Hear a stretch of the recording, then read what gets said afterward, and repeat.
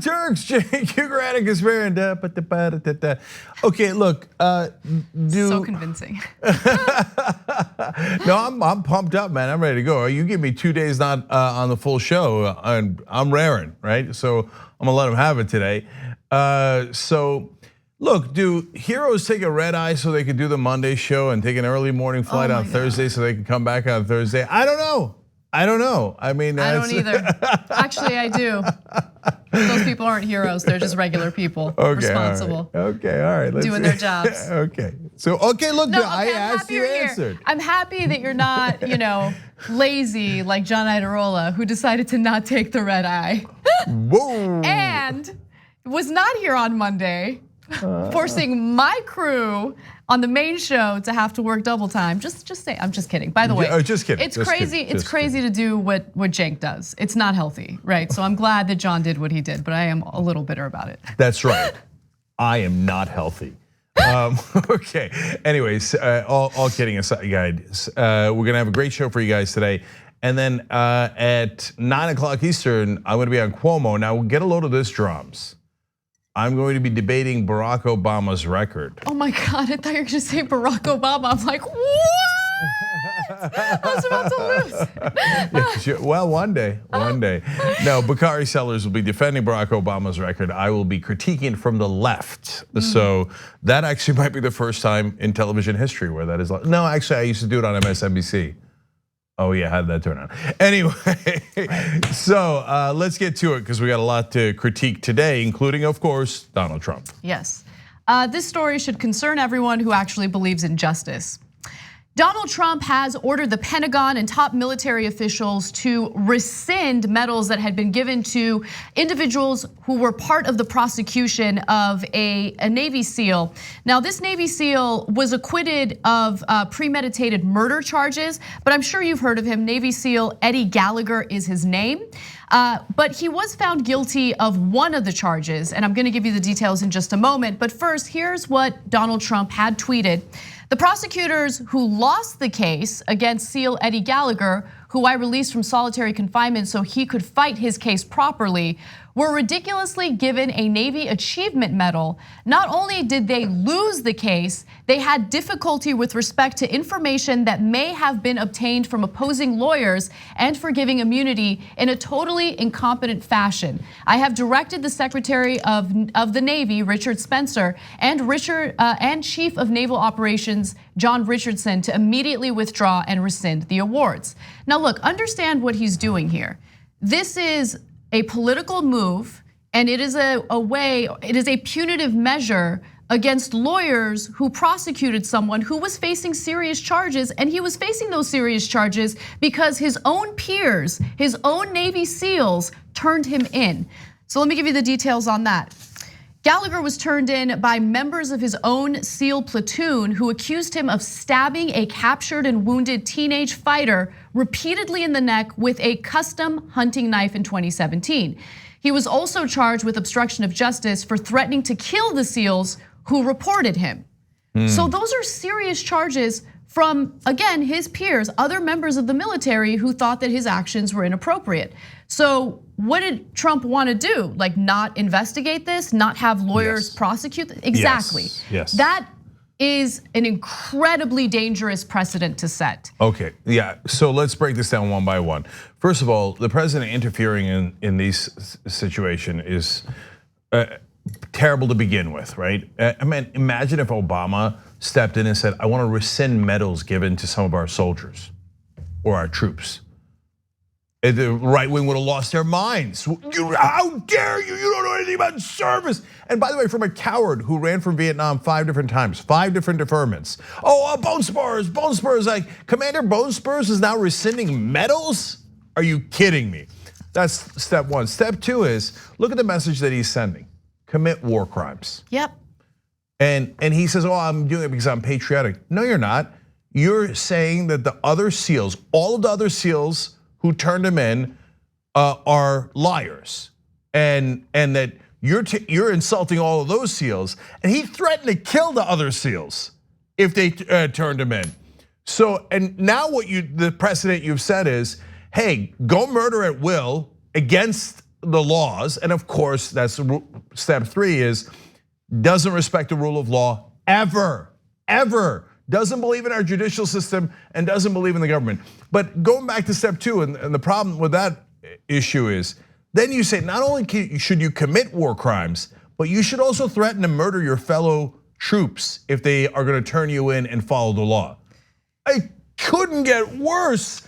He's just he's a monster in 18 different ways. And if he continues like this, and now whether you get a medal or you don't get a medal becomes political based on the tweets of the president, and if the president is encouraging you to be lawless, let alone war crimes, but just lawless in general, there are no rules left anymore. Well, our military is going to rapidly deteriorate. That's exactly right. So look, understand what I'm saying. Yeah, there's this story and the facts of this particular case, but what's more important is the message it sends to members of the military who might commit war crimes, and the message it sends to prosecutors. Don't you dare try to get to the bottom of what this reality is. Don't you dare prosecute someone who might have committed war crimes.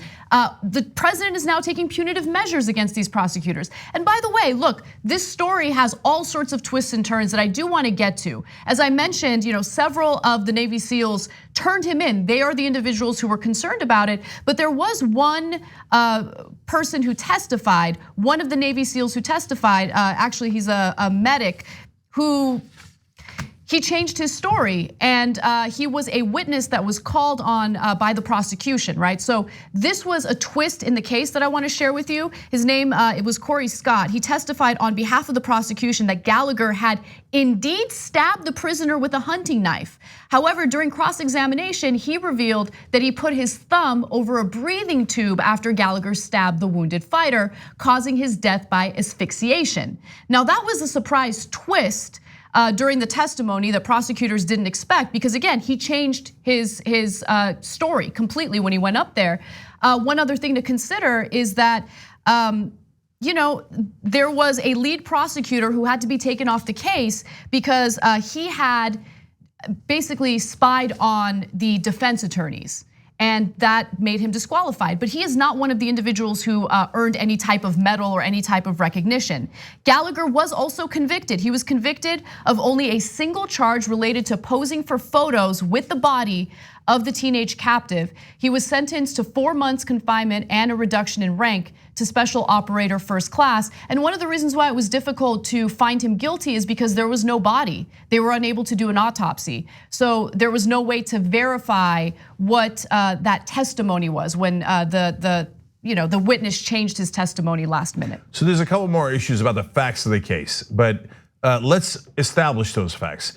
Number one, I get why there was an acquittal on the serious charges. I don't think I would have voted that way, but I wasn't on the jury. So you have to be on the jury and hear the whole case and be sure that he's guilty beyond a reasonable doubt. Based on the available evidence, even if the guy said, well, you know what, I asphyxiated the guy.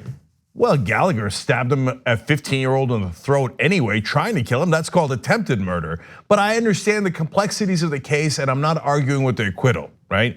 But I believe in our system of government, and I believe in our judiciary and our military, unlike some people like President Trump. He not only does not believe in our form of government, he also doesn't believe in the military. Why? Let's go to fact number 2. So you've got somebody's clearly lying in this case. And it isn't a bunch of patriots and SEALs versus a bunch of libs. No, it's one SEAL who's accused of doing the murder. Another SEAL jumps in and goes, oh yeah, I murdered him together, right? After he stabbed him in the neck, I then made sure he couldn't breathe. And then you've got about half a dozen other SEALs who say, no, we saw it. We saw him stab the 15-year-old in the neck after we'd already captured him and there was no issue at all. And we saw the murder and then he threatened to kill us. No, and so we turned him in. So President Trump is calling a half a dozen SEALs liars. And then he attacks other members of the military who prosecuted the case. And then he gets in there and says, oh, I'm rescinding medals of people that were in the military, even though I don't know any of the facts of this case at all. And he's got no business judging this whatsoever. Now, he has the legal authority to do it, so this is a rare situation where Trump is not doing something illegal. It's just wrong on the merits and devolves into lawlessness, which apparently we now have in the SEALs. Exactly. All right, let's go back to the United States, where Moscow Mitch continues to make a fool of himself and this government. While Mitch McConnell refuses to bring up any type of legislation that passed in the House in order to protect US elections, there are some members of the GOP who are starting to openly support this legislation in the Senate.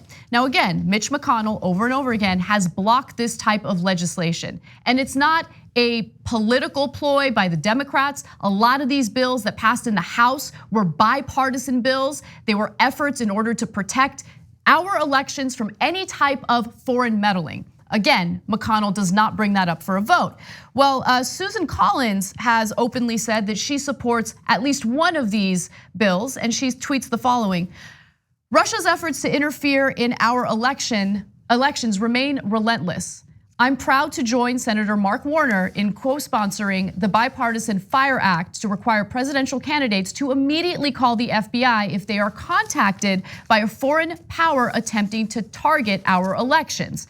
Now, you might wonder, well, what is this in response to? Well, it's probably in response to, yes, the 2016 election and the fact that there is overwhelming evidence that Russia attempted to meddle in our elections, but also Donald Trump's interview with George Stephanopoulos relatively recently. Take a look. Your campaign this time around, if foreigners, if Russia, if China, if someone else offers you information on an opponent, should they accept it or should they call the FBI? I think maybe you do both. I think you might want to listen. There's nothing wrong with listening. If somebody called from a country, Norway, we have information on your opponent. Oh, I think I'd want to hear it. You want that kind of interference in our elections? It's not an interference. They have information. I think I'd take it.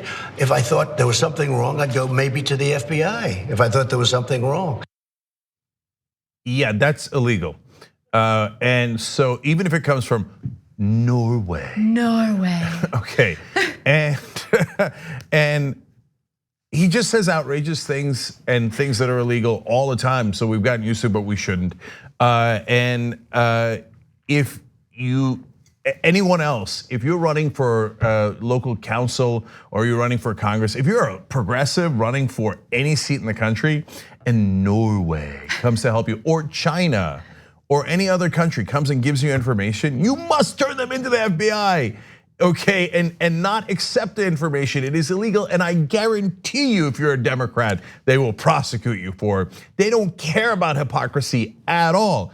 So the legislation that was offered is incredibly benign. Right. It is not at all controversial. McConnell couldn't even come up with a reason for why it would be controversial. It just says you should follow the law. We just want to be super clear that if you get information from a foreign government, You cannot accept it. That's illegal. Everyone already knows that, and you must turn it in. You must turn it in, right?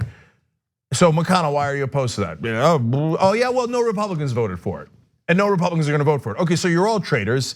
That's not a reason. That's not a policy reason, okay? Right. And by the way, again, there's the world's largest hypocrites. If the Chinese came in and secretly taped Donald Trump doing whatever nasty things he does in his private life, and then turned it over to the Democrats, it was like, oh yeah, would Trump be like, oh no, it's okay. Hey, Bernie just wanted to look at it. He just wanted to look at it. No, we would. I mean, it would be nonstop whining, crying, yelling, screaming, and they would not let it go for the next decade, right? Of course, so, or several decades. And by the way, no one should let it go for several decades, right? Because you're not supposed to take it. Exactly. So anyway, now Mitch McConnell's only BS excuse of, well, all of us Republicans don't want to follow the law. Well, that just went away because Susan Collins said, well, look, I got a lot of pressure and a lot of money against me. I might lose, so I'm going to raise my hand and say, yeah, we should follow the law. Which, by the way, look, I'm glad that she came out and said that she would be supportive of this legislation. She would co-sponsor it, but she's still spineless. Because at the end of the day, it's about your political career and nothing more. You don't care about protecting US elections. This shouldn't be a partisan issue, and in the House, it's not a partisan issue. In the House, I mean, you have a bipartisan effort to protect our elections. The fact that you have Republicans in the Senate who are so spineless that they won't even come out and first of all, condemn McConnell for being undemocratic and not even allowing a vote on this legislation should be a big deal. Okay, and I want to give credit to the people who actually made this happen that you'll see almost nowhere else in the media. It was Addie Barkan and other progressive activists who were so mad at Susan Collins for voting yes on Kavanaugh. They raised $4 million. In fact, it wasn't even about being mad. They said, look, if you vote yes on Kavanaugh, it'll put a lie to the idea that you're a moderate Republican. And that means you're deeply conservative right-winger, right? So in which case, if people give money and progressives all across the country gave money, then we will give it to your opponent. And they raised $4 million. And so Susan Collins was originally with McConnell on this. And reporters keep asking, what is anybody, any Republican, name a policy reason why you think it's okay to work with foreign actors and break the law? They're not going to give you a policy reason. And Susan Collins was in that camp. And now all of a sudden she's got that $4 million hanging over her head, and she feels a little bit more pressure because of polling, et cetera, that's happening. And she's like, okay, fine, I don't want to break the law. Who made that happen? You did. Progressive activists made that happen. Nobody ever traces it back to that. Of course that $4 million is hanging over her head, and that's why she's making these decisions. If you hadn't put that pressure on, she definitely would have voted with McConnell because she's been with him for 6 months on this issue. Yes, exactly. So I want to go to the second part of the story because it's the more amusing part, and I know that you're going to love it. So agreed. Kentucky Democrats are going after Mitch McConnell and his unwillingness to bring up legislation that would protect our elections for a vote. He keeps blocking them. And so they have decided to use the hashtag Moscow Mitch to refer to him, which has gotten under his skin. He's been very salty about it. And they're also selling some merchandise. So in one of the t-shirts that they're selling, the Kentucky Democratic Party is hawking t-shirts with a barbed message, just say "Niet" to Moscow Mitch. So let's take a look at graphic 4. Yes. Look at his face. But that he does look like that, though. That's what he looks like. To be fair, they're being accurate. So look, it's puzzling why he wouldn't allow for these, in many cases, bipartisan bills to get voted on in the Senate. Again, this is all about protecting our elections. This is not, an effort to destroy the Republican Party. You have Republicans supporting it, but there are some, news stories popping up in places like Politico that might give you some of the financial incentives behind why McConnell is doing what he's doing. So according to Politico, 2 former top staffers to Senate Majority Leader Mitch McConnell have lobbied Congress and the Treasury Department on the development of a new Kentucky aluminum mill backed by the Russian aluminum giant Rusal. What an unbelievable coincidence. Monk taught me that there are no coincidences, but maybe there is. I mean, what a lucky break Moscow Mitch caught. He helps to get the sanctions lifted. He says you can work with a foreign government, i.e. Russia, if they interfere with the elections. And then he gets a Russian plant in his home state of Kentucky. But wait, there's more. Yes. So more details. Attention over the sanctions relief deal has focused on McConnell, given his role in halting a bipartisan congressional effort in January to stop the penalties rollback. So we're specifically referring to the sanctions against Russia. McConnell told reporters in May that his support for lifting the sanctions was, quote, completely unrelated to anything that might happen in my home state. Oh, that's very likely true. I mean, they had 50 states to choose from. It was like Hawaii, Rhode Island, Kentucky. I guess Kentucky's the best state. I mean, the fact that the majority leader's from Kentucky and is going to help lift our sanctions. No, I mean, you just drew it out of a hat. 1 out of 50 chance. I mean, this story has everything that's wrong with politics, right? You have the revolving door of politics. You have his former staffers, top staffers, now working as lobbyists, for essentially this project. And then at the same time, you have Mitch McConnell, who's I'm sure concerned about his reelection chances, doing what he thinks is gonna be beneficial for the state of Kentucky, right? And by the way, lifting the sanctions in order to allow for Russian-backed businesses in your state is just a giant conflict of interest, but it's allowed. It's allowed in American politics. Yeah, look, if there was no issue of the Russians having interfered in our elections and the sanctions being placed on them, now there's even people are concerned that some of this stuff might go to the Department of Defense, and they're worried about that. I don't know how the aluminum would make a difference in the Department of Defense, so I don't know that that's a very strong case. But I'd look into it more, etc. But like those are the issues.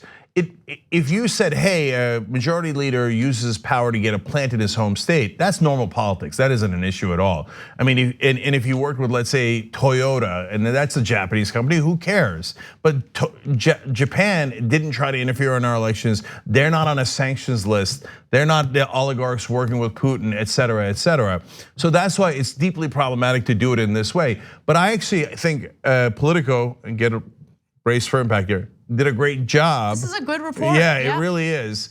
In showing his 2 former staffers, his ex-chief of staff and the guy in charge of trade policy, go over and start working for lobbyists who are pushing to make this deal happen for the Russian company. Yep. And another company that is now partners with the Russian company. And again, they go, well, that's just a wild coincidence. Another coincidence. In fact, Mitch McConnell, who's almost always prepared with some BS excuse, it doesn't matter how thin a read it is. On this one, he's like, the staffers, did they lobby me? Did they lobby me? And we're gonna get back to you on that. You're gonna get back to Politico on that, and you're gonna let them print that you don't have any excuse. They lobbied you, okay? That's certainly the implication. And besides which, guys, who are we kidding here? You think McConnell doesn't know that 2 of his top staffers are lobbyists for the company that he just gave this great deal to? Of course he knows, and his other staff knows, and his staff knows they might get a job with those same lobbying companies later, that it's gonna be very, very lucrative if they make this deal. This is the swamp. So if you voted for Trump because you hate the swamp in Washington, Mitch McConnell is the head turtle in that swamp. Definitely. And one final thing, the Moscow Mitch thing is really getting under his skin.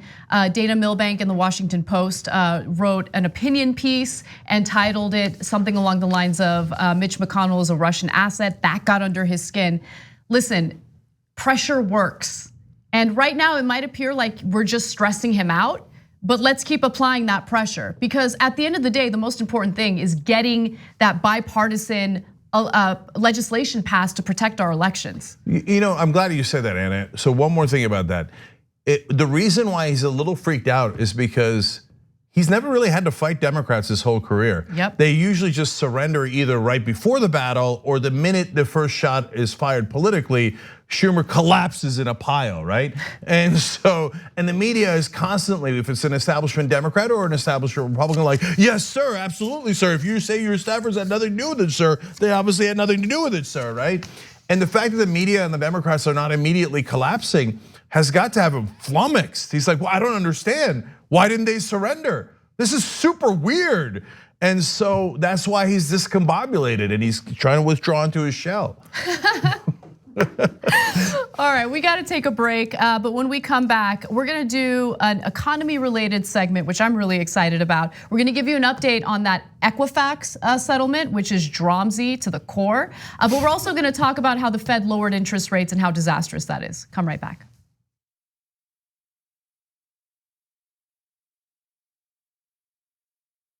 This thing is not a swamp, actually. It's a gold-plated hot tub with no drain. Big changes happening in the auto industry. What does that mean for the workforce at GM? This is $1 billion drug for them. How much is enough? Why can't you lower the prices?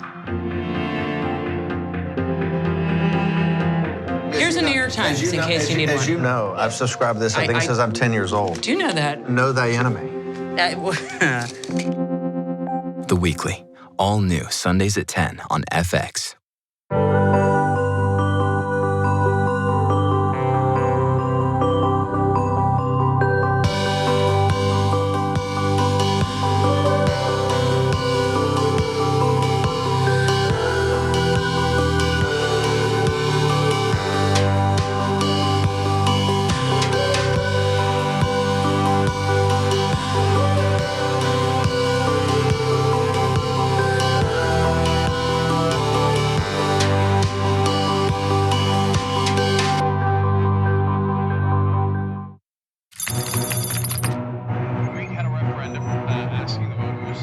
T-minus 1 minute till landing.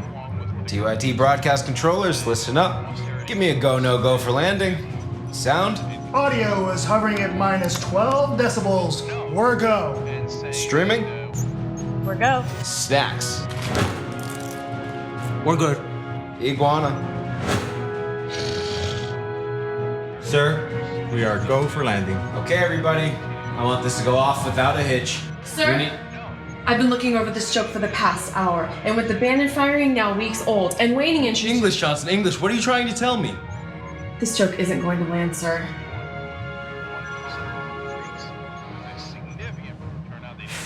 Okay, everyone. Forget the old plan.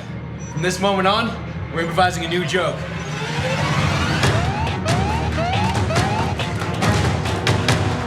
So this is where the show started, and this is where it was supposed to end. Now the joke was supposed to land here, but that's not gonna happen, obviously. So we need to come up with a new joke. Maybe here?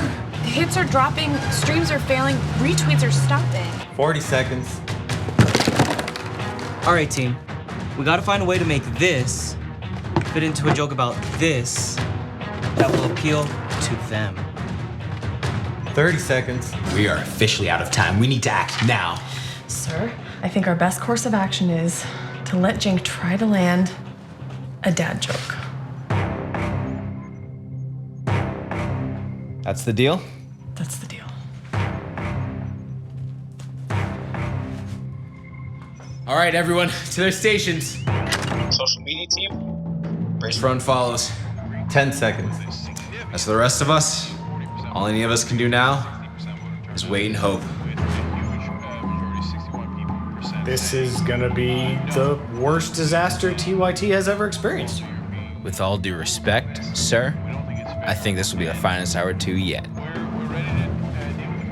Giving mood, Angela Merkel's government seems to have signaled pronounced. Come on, Jink. Everyone, it's been a pleasure streaming with you. Greek Prime Minister immediately picked up the phone to Putin and said, "You Putin any money in?" Okay, anyway. TYT crew, the joke has landed.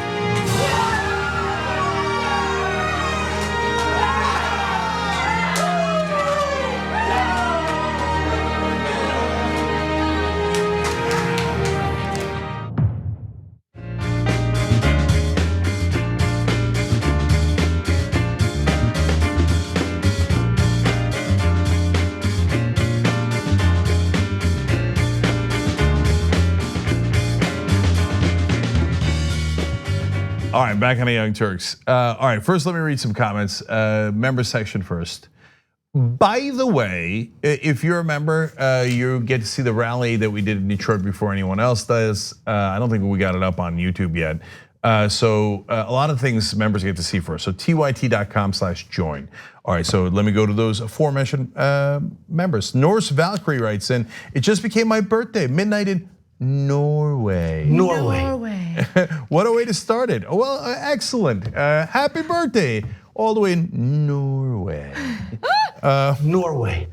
Come on, guys. He talks funny. We all know it, right? Of course. All right. He talks funny, not me though. Anyway, I bathe in a very stable genius's tears writes in, TYT needs a Moscow MITCH t-shirt. Maybe have it designed in an 80s Cold War theme. Remember 1985 was the year of the spy. Interesting. Well, we got to put our own twist on it. Maybe Moscow's MITCH. Or Putin's MITCH. Putin's MITCH? Interesting. Putin on the MITCH. I think that goes in a different direction, although that is also from the 80s. All right, Bernice Panders writes in, glad I could renew my TYT Live activist membership today after using the $10 last month to join Aspiration. Bernice, you're awesome.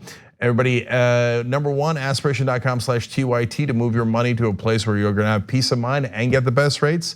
Number two, you can upgrade if you want, because it really helps the show and you do get an extra couple of benefits. tyt.com/upgrade if you're already a member.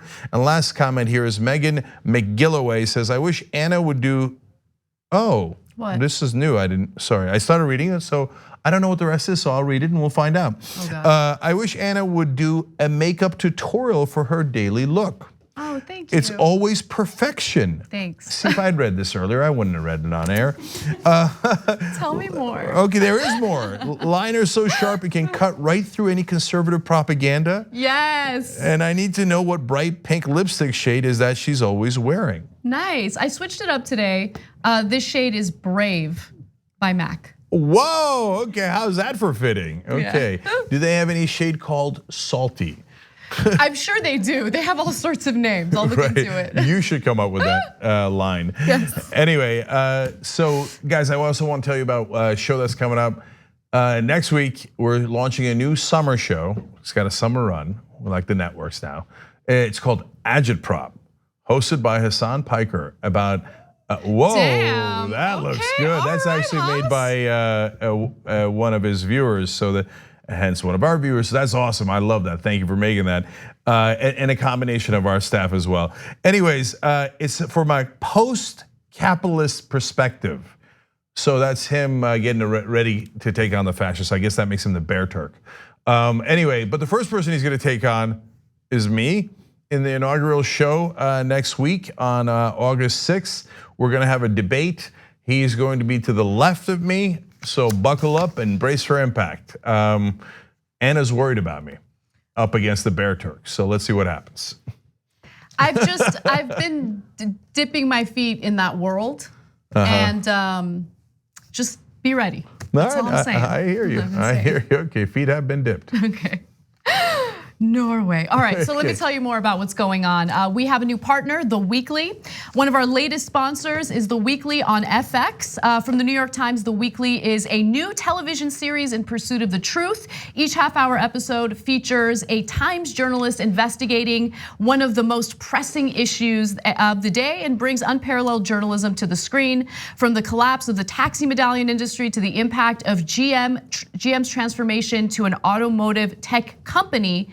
Every Sunday, The Weekly tells these stories in an unforgettable way. So if you're interested, you can catch episodes of The Weekly streaming now on Hulu, and every new episode airs on FX Sunday nights at 10 p.m. All right, let's do it. What's next? How is Trump screwing up the world now? Today is a peak moment of lunacy, both at the Fed and on Capitol Hill with his budget bill. That's former Republican Congressman David Stockman sharing his perspective on the Federal Reserve's decision to lower interest rates. They lowered the interest rate by 0.25%, and this will actually have some significant ramifications based on experts. Now, I want to be clear, that was a former Republican congressman. And I've been watching some of his commentary about the economy for some time now. And he, in my opinion, is right on the money. He's saying the things that spineless Republicans in Congress refuse to say. Trump and the Federal Reserve, under Trump's leadership, pressuring and bullying, are setting up this country for a giant recession. In fact, Stockman has more on that. Let's take a look. They think they could get away with this kind of debt building year after year in these massive amounts because it doesn't cost much, because the Fed is keeping interest rates so sub-economically, artificially low that it's put the politicians to sleep, and it's done the same thing in the C-suites of corporate America. They're borrowing hand over fist, but not to create jobs or new capacity or new efficiencies, but to buy back their stock and do ridiculous M&A deals. So we're burying the country in debt, 72 trillion, public and private. That's what the Fed has done. It's enabling the politicians to, go on this kind of debt-fueled lark, and it's not helping the Main Street economy. So there's two different issues here. One is the Republican hypocrisy that has never been resolved.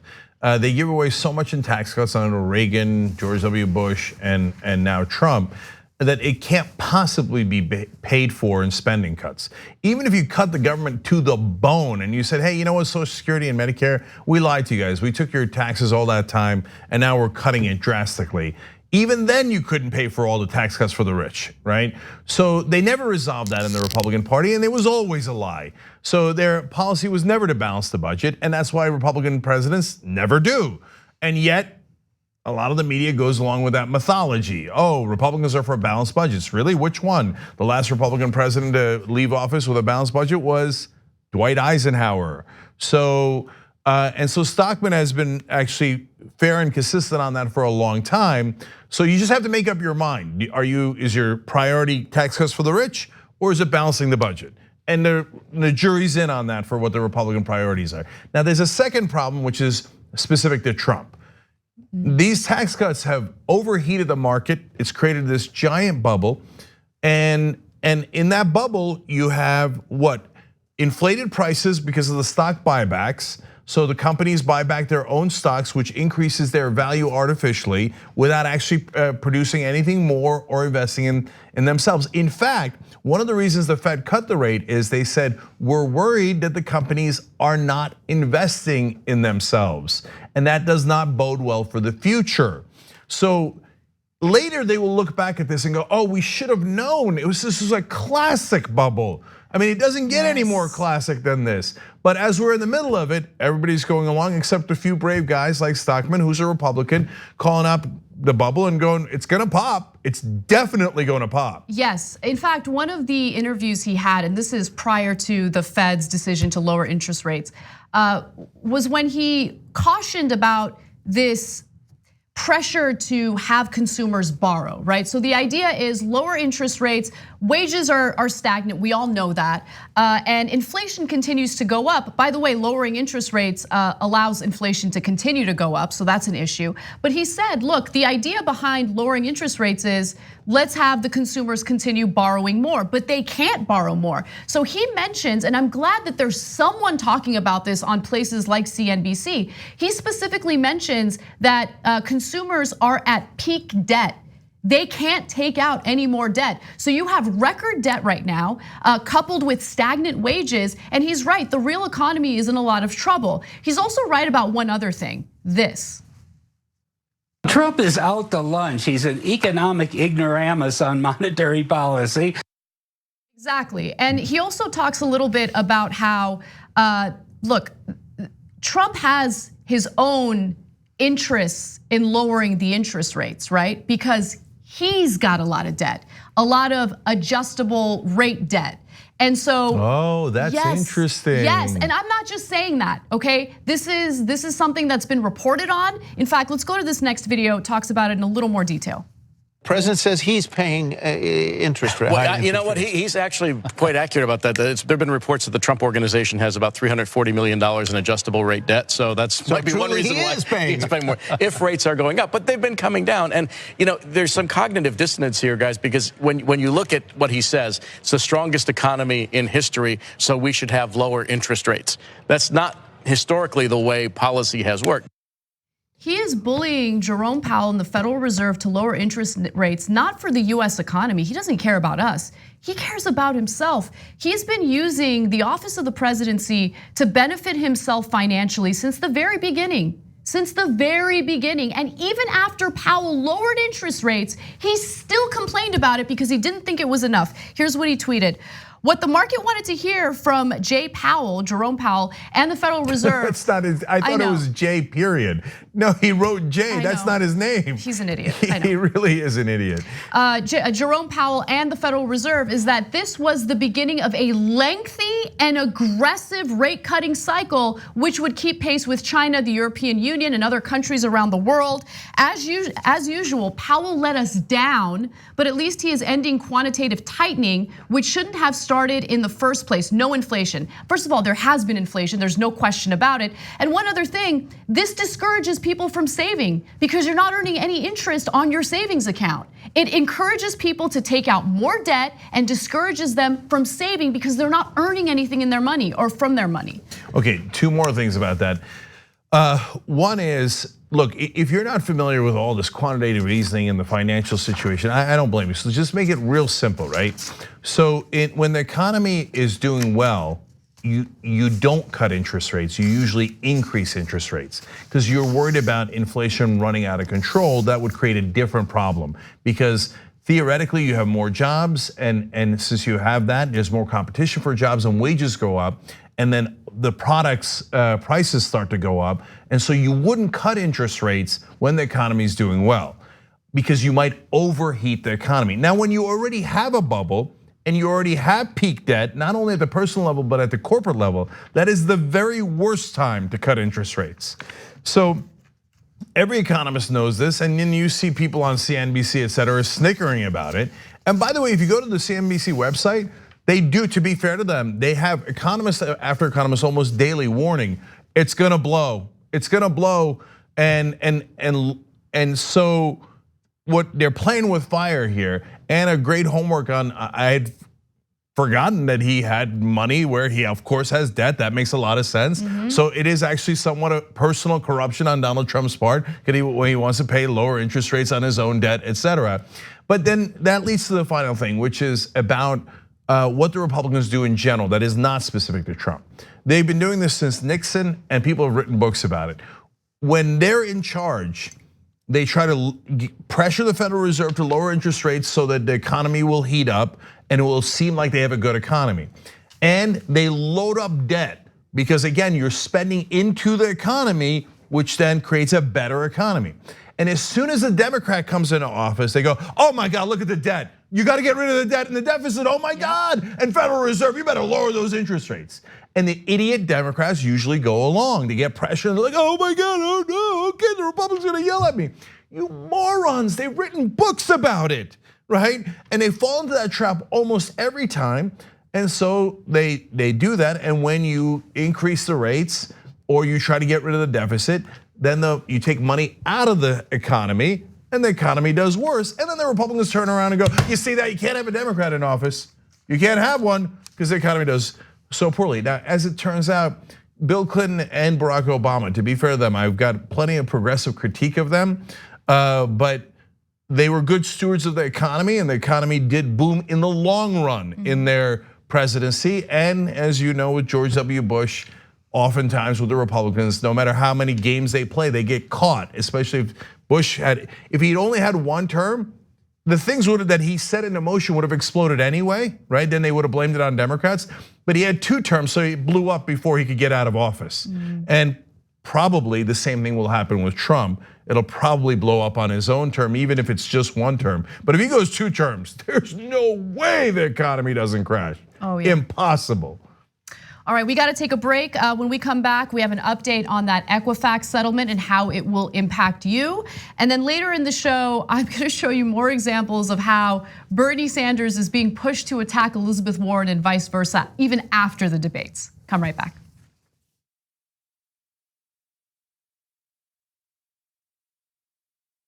we're very honest that we're progressives. We call the Young Turks home of progressives, and we support progressive candidates. There has been this reemergence of political activism, especially among young people. This weekend was the second Women's March, both across the US and across the world. So these people are not simply marching, they're not simply talking, they're also running for office. And when they do run, they're gonna make a difference. Joe Crowley is congressman from New York. He's very powerful. Why? He raised a lot of money. But there's someone finally challenging him. We need to have representation that advocates as fiercely for working class people as possible from this seat. If candidates like Alexandria Ocasio-Cortez even get a little bit of media attention outside of what the Young Turks does, they have an excellent chance of winning. She's gonna win. She's gonna win. 68% reporting. The majority of Americans want Medicare for all. So I don't care what you and your corporate cronies want. What I care about is what the American people want. We believe in total change. Everything runs on donor money.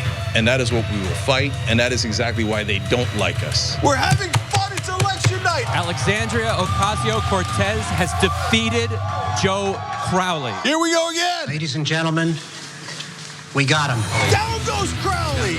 Down goes Crowley. Down goes Manafort.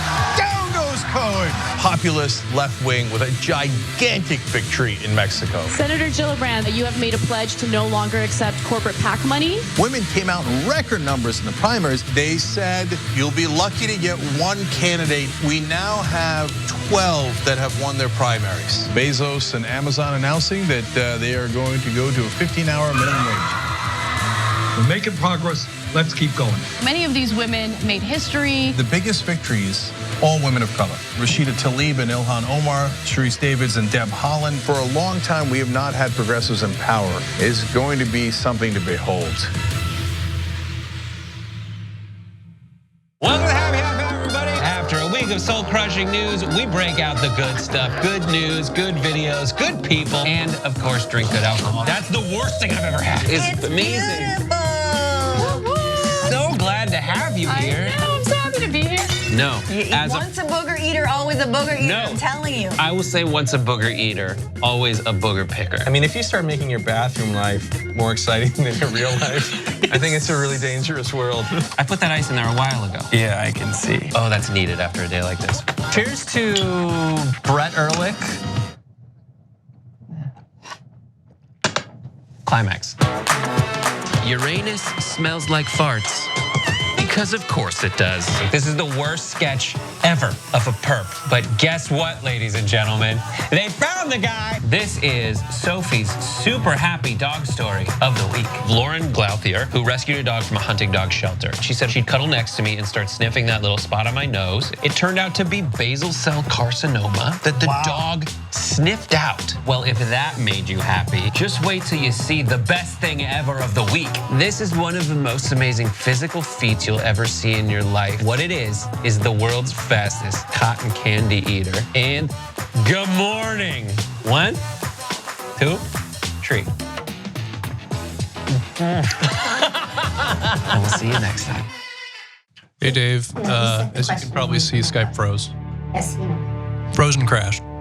You know, I'm watching that documentary on the Vietnam War, and there was a TV journalist in the middle of some tiny little village in Vietnam doing live TV as the soldiers were burning the Vietnamese huts, and it didn't crash.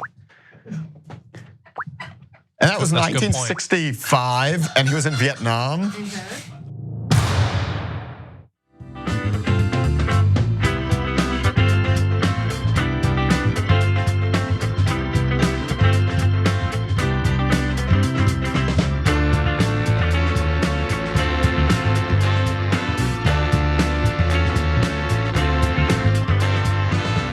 All right, back on the Young Turks. Member comments. Thomas says, if Trump is still in office during the crash, how much will he blame Obama for it?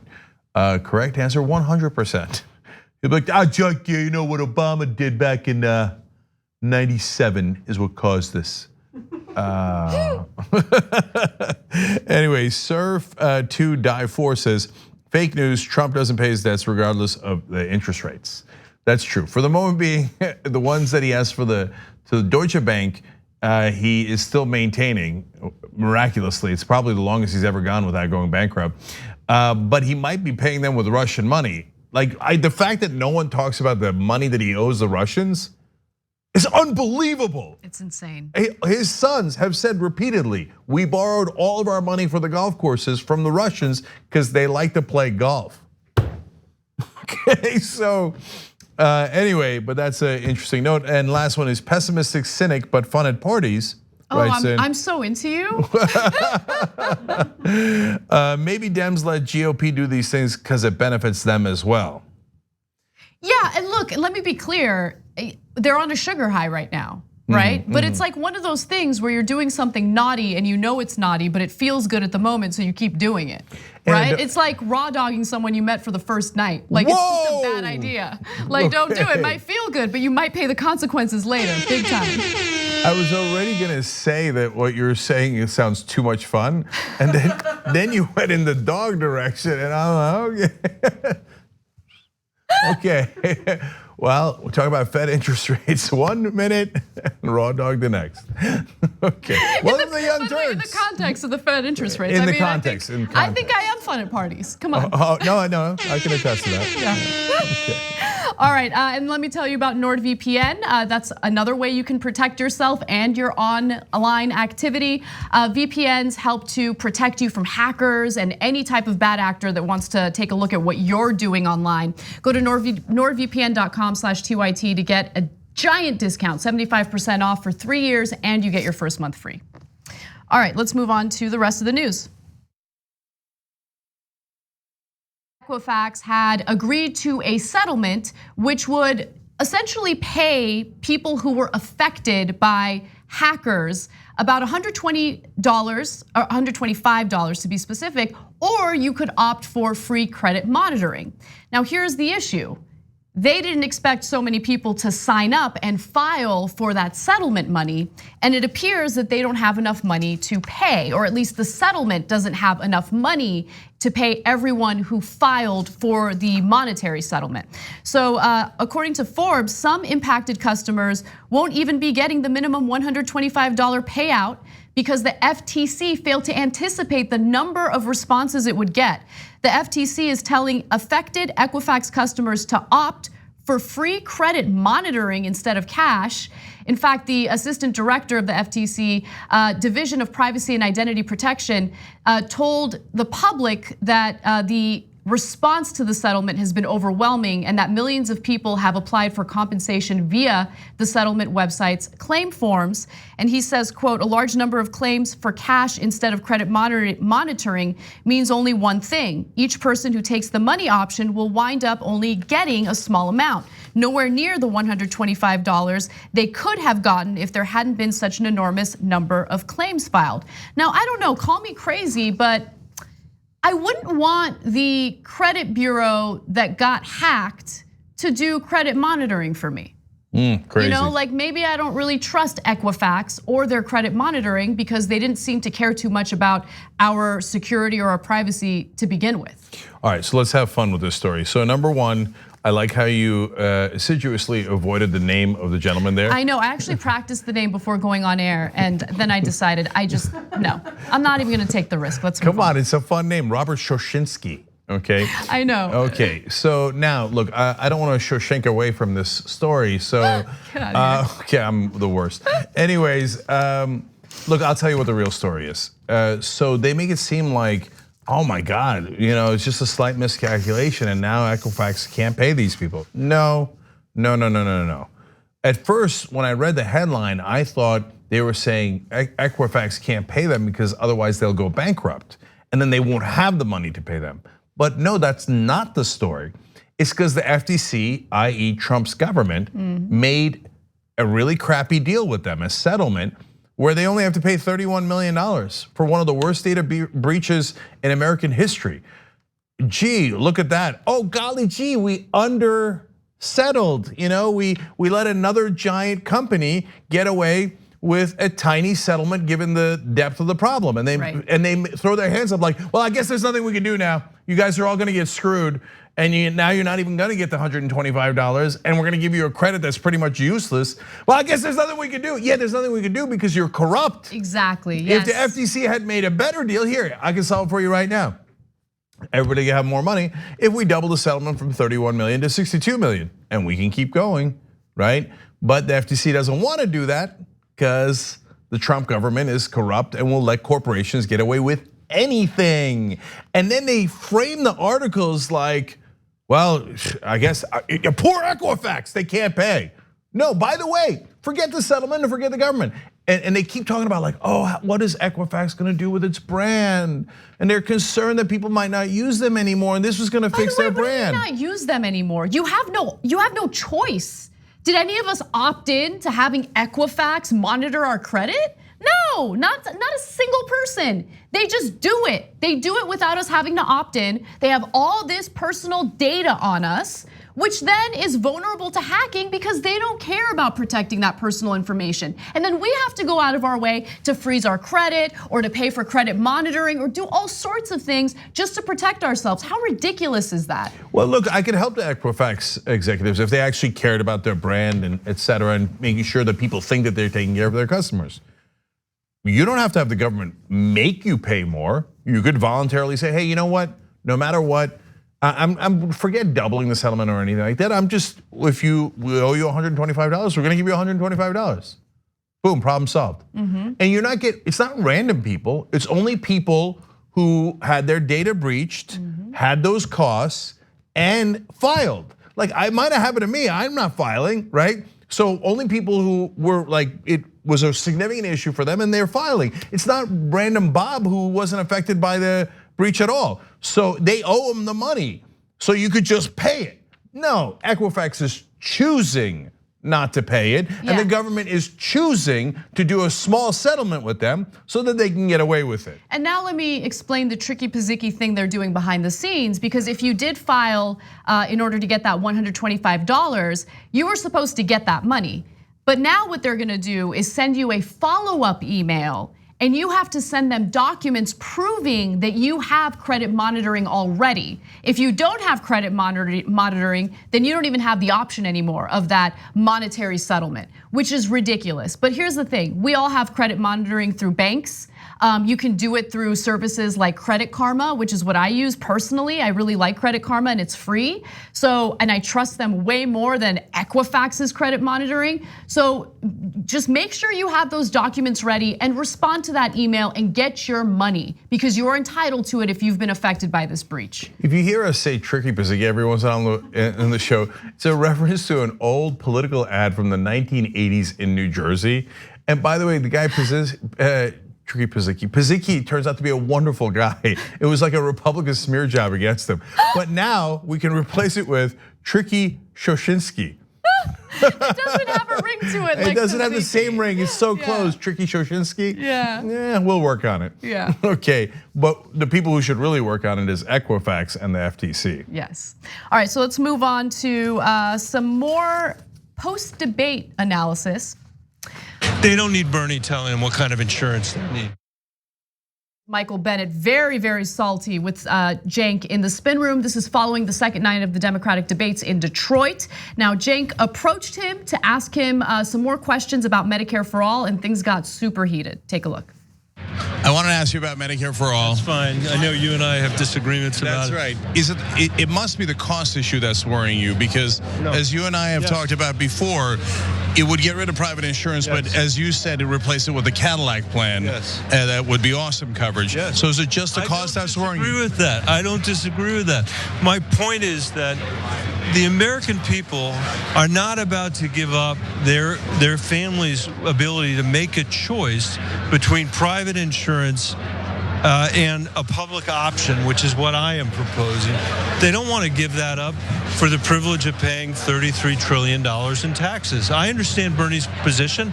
I understand his ideological position. I respect his ideological position. I disagree with him that this is where the American people are. And frankly, I think the evidence is that roughly a third of Democrats support his position. I mean, I was with the pipe fitters yesterday who are saying, why are the Democrats trying to take away our plan. Bernie said last night that labor doesn't like their plans. It's not true.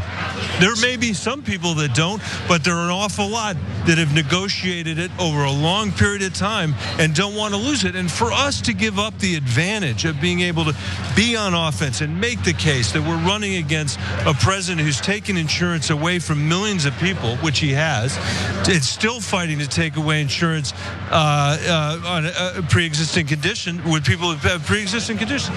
I don't want to be on defense because of Bernie's plan. I don't. Okay, so I want to point out a couple of things there. First of all, it actually started out super polite.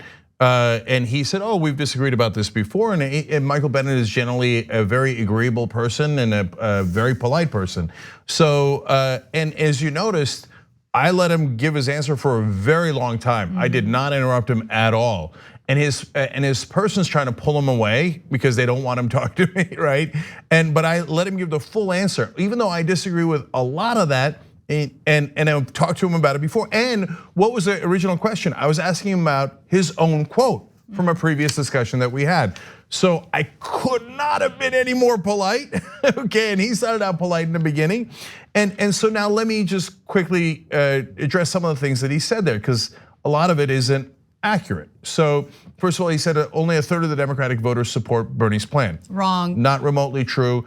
In fact, there's polling that shows over 50% of the country, not just Democratic voters or Democratic primary voters, the whole country, a majority of the country supports Medicare for all. They've asked it in 18 different ways. And Bernie today actually on television did a great job pointing out, there's a new YouGov poll that says over 50% of the country supports Medicare for all. Then they flip the question and say, what if it takes away your private insurance?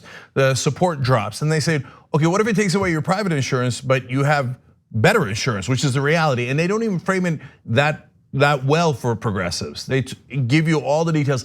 Government-run insurance, they explain. Now, normally that's code words that triggers the right wing, et cetera. And the third way they ask the question, where they actually complete the sentence, you don't have private insurance anymore. You quote unquote lost it. You now have government insurance.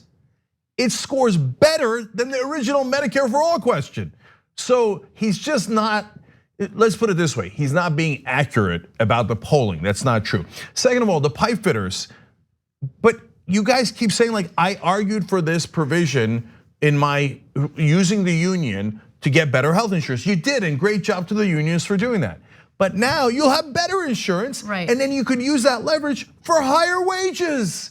What on God's green earth would be wrong with that? Right. And sorry, Anna, one last thing about it. He keeps using the $33 trillion number. See, that's where that gets under my skin.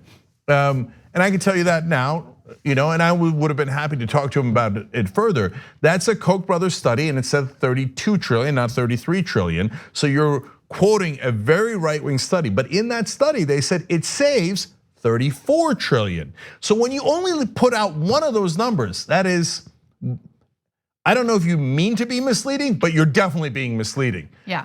Because if somebody says to me, hey, give me 18 bucks, I don't know why I'm giving you 18 bucks. They said, but I'm gonna give you back 20 bucks. I'd be like, okay, deal, right? But if you leave out the fact that you're gonna give me 20 bucks, then you've left out the whole equation.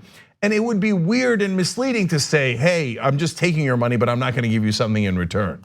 So I have something to say about the labor union point that he made, but before I make it, I actually wanna go to the next video, because this is where things get fiery.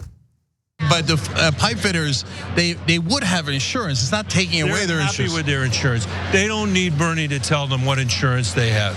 They like their insurance. They fought hard for it. They've negotiated for it. They've organized for it. They don't need Bernie telling them what kind of insurance they need. Okay. Well, I don't know why he got heated there. Yeah, they got real heated. And it was just, I just tweaked. And it wasn't, it was a normal follow-up. Hey, but the pipe fitters would have better insurance, according to who? You, Michael Bennet said earlier. The Cadillac plan. It would be the Cadillac plan. It would be, quote, awesome insurance. I'm just quoting Michael Bennet. So maybe that's why he got touchy. He's like, oh, right, they would have better insurance, and I already said that. That doesn't help my case. I gotta get out of here. I'm keeping it real. Why else are you running away? I've had the same conversation with John Delaney many times. And the guy argues back and forth, but he's honest. And he says, this is where I stand. So you don't have to run if you really believe in your position. So I just want to say, for the labor unions who fought for the insurance they have right now, I get it, right? So it would be the equivalent of me, negotiating hard to get a pay raise, right? So if I got a $5,000 a year pay raise and I fought hard for it, I would want to hold on to that pay raise until someone in management comes to me and says, hey, we want to get you a $15,000 pay raise. I'm not gonna say, no, I reject it. I reject that $15,000 pay raise because I worked really hard for that $5,000 pay raise. It doesn't make sense. So look, I think that there's a breakdown in communication because what workers never really hear about in this mainstream media narrative is what Medicare for All would cover. And the fact that it covers so many different things, including vision and dental, that you wouldn't need private insurance, right? And that's the second half of the conversation that is never had. And so I don't think, look, I have nothing against the labor union. Labor union's incredibly important, and I have no doubt they fought for the insurance that they have. But I just find it hard to believe that they would reject Medicare for All if they really knew how much Medicare for All covered. All right, look, one more thing about this, how the interview went, and then one more thing about the substance. Look, no politician owes any reporter any amount of time, so it's not about that. But you saw there, he seemed to have lost his temper, which almost never happens for Michael Bennet. And it wasn't, and you saw what the question was. It wasn't some out of bounds question. It wasn't about his personal life. It wasn't any of that stuff, right? It was just a very normal follow-up question of, hey, wouldn't they have better insurance according to you, right? So I think, but there was one person at the debate who actually was honestly worse. Steve Bullock, the former governor, the governor of Montana, right? And so he wouldn't, like his spokespeople like arm blocked me and didn't want to, they clearly didn't want to talk to us. And the irony was I wanted to ask him about campaign finance reform, which he's actually really good on. Damn. And so, if reporters are asking you legitimate questions and you really believe in your positions, it's not that hard to answer them. If they're asking you weird questions about things that are out of bounds, totally get it, right? And if you want to answer only one question or have a limited amount of time, I totally get it. But if you don't want to answer questions, how much do you really believe in your positions? And for progressive candidates, they get asked tough questions over and over and over again, and they sit there and they answer them all, right? So now finally on the substance of it, they claim, both Michael Bennet, who's the senator from Colorado, and John Hickenlooper, who's the former governor of Colorado, that this is deeply unpopular. And that's why they're worried about losing the election if you go for Medicare for All. Now, we already shared the polling with you, but there's one other interesting fact. Jared Polis, who's now the current governor of Colorado, you know what he campaigned on? Medicare for All. Dang. And he won by, I think, about 10 points. So easy victory, and it was one of his major planks. That's your home state, the one you said you're so proud to have won because you wouldn't do anything dangerous like campaigning on Medicare for All. And now they have a very crowded primary in the Democratic side for the Senate seat. Guess who's taking the lead? The candidate aggressively arguing for Medicare for All. So if it's so unpopular and we lose elections, why in your home state are the candidates that are for Medicare for All constantly winning elections? So, and now finally, you want to get snippy, I'll get a little snippy, okay? Yeah, do it. Okay, so. I like snippy. Okay, if it isn't really about the popularity, and you have the polling wrong, and you have the analysis of your own home state wrong, and you have the numbers wrong, then what's your real motivation? And so now they'll find this completely out of, oh my, how could you question the fact that I've taken all these corporate donations throughout my entire career, that would influence me. All of this money that the health insurance companies and the drug companies have given me, well, I'm such an angel that would never affect me.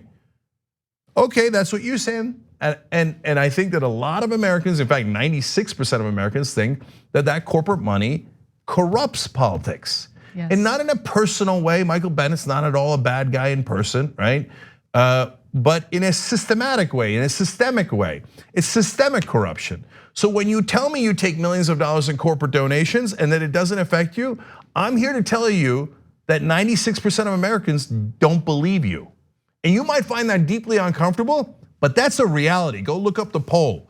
So your arguments, unfortunately, on the facts and the statistics and the polling don't hold water. That leaves us only one other option as to why you're going in that direction. When we come back from the break, we have one other person who gets snippy, and that's Meghan McCain during her conversation with Tom Steyer. Fascinating back and forth. I think I'm gonna agree with Meghan McCain. We'll see. Come right back.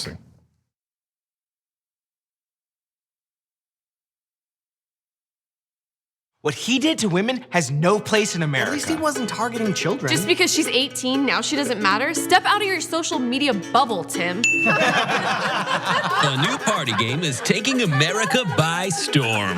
It's called Cards Against Womanity. One player reads the prompt. The pedophile who got off easiest is blank. The others fill in the blank. Roman Polanski. Woody Allen. R. Kelly. Then yell at your friends till the buzzer sounds. Polanski still makes movies every few years in Europe. Woody Allen still makes movies every single year in America. R. Kelly peed on a child, and he just released a Christmas album. The fun never ends. The worst perv of all the pervs is blank. The biggest hypocrite wearing a Time's Up pin is blank. James Franco. The perv who's been treated most unfairly is blank. Aziz? Believe women, Tim. Play as individuals. When Ben Affleck came forward, you guys drove him away, and that This was is why women don't speak out, because of people like you. You don't your mind. There's no way you can ignore the intersectionality. We're trying to be allies here. Stop The fun goes on and on. Cards Against Womanity. Who won? Nobody. Don't forget to check back for daily expansion packs. Dan Harmon? I liked him. But that's not all. Order today and we'll throw in Guess Who? Sexual Misconduct Edition. Does your perv prey on children? No. Did he grope someone and have a dynamite recipe for flatbread? I don't know who this guy is. Does he have a terrifying button in his office? Yes. Is it Donnie? Yes. You are the media revolution. You are much needed. TYT! TYT! The place is like 95% TYT on.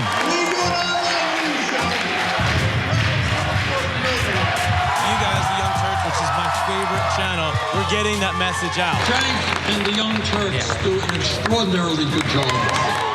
No matter what mainstream media says, you have to listen to the Young Turks. The people who support us on the internet, that's what gives us strength. That's what allows anyone who was in there who was undecided to think one side seems to be winning, they seem to have a bigger army. There might be a reason for that. So thank you guys. Religion is an institution. It's a man-made institution.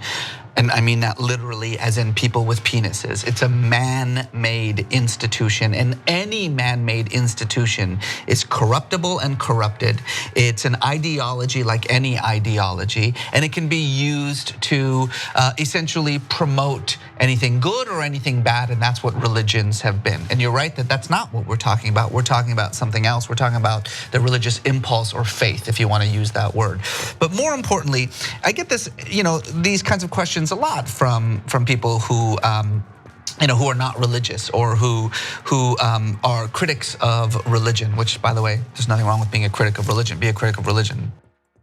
People still don't know what the word feminist actually means. Not even that, people are still angered by the word. People think feminist is a bad word, but it's not. There are gradations, there are different waves. The people who are against gender equality love to use like militant feminists as the representatives of all feminists. It's untrue. I don't know why you'd be threatened by strong women unless you were an incredibly weak man. If you don't have equal rights, or you're not treated the same way, well, wouldn't you be angry?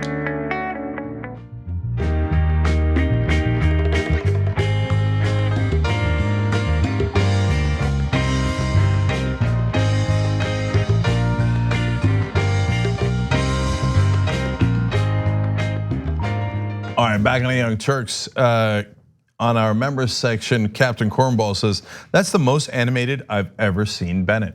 To be fair to Michael Bennett, there's actually one other issue that gets him super animated, and that's how Joe Biden sold out the Democratic senators in doing a deal with Mitch McConnell while Obama was president. He wrote a whole book about it, and he gets super animated about that, and he's totally right about that. And I've given him credit on that. And people always like trying to figure out our agenda. They're like, wait, why are you giving Butler credit on campaign finance reform, but criticizing him on other things?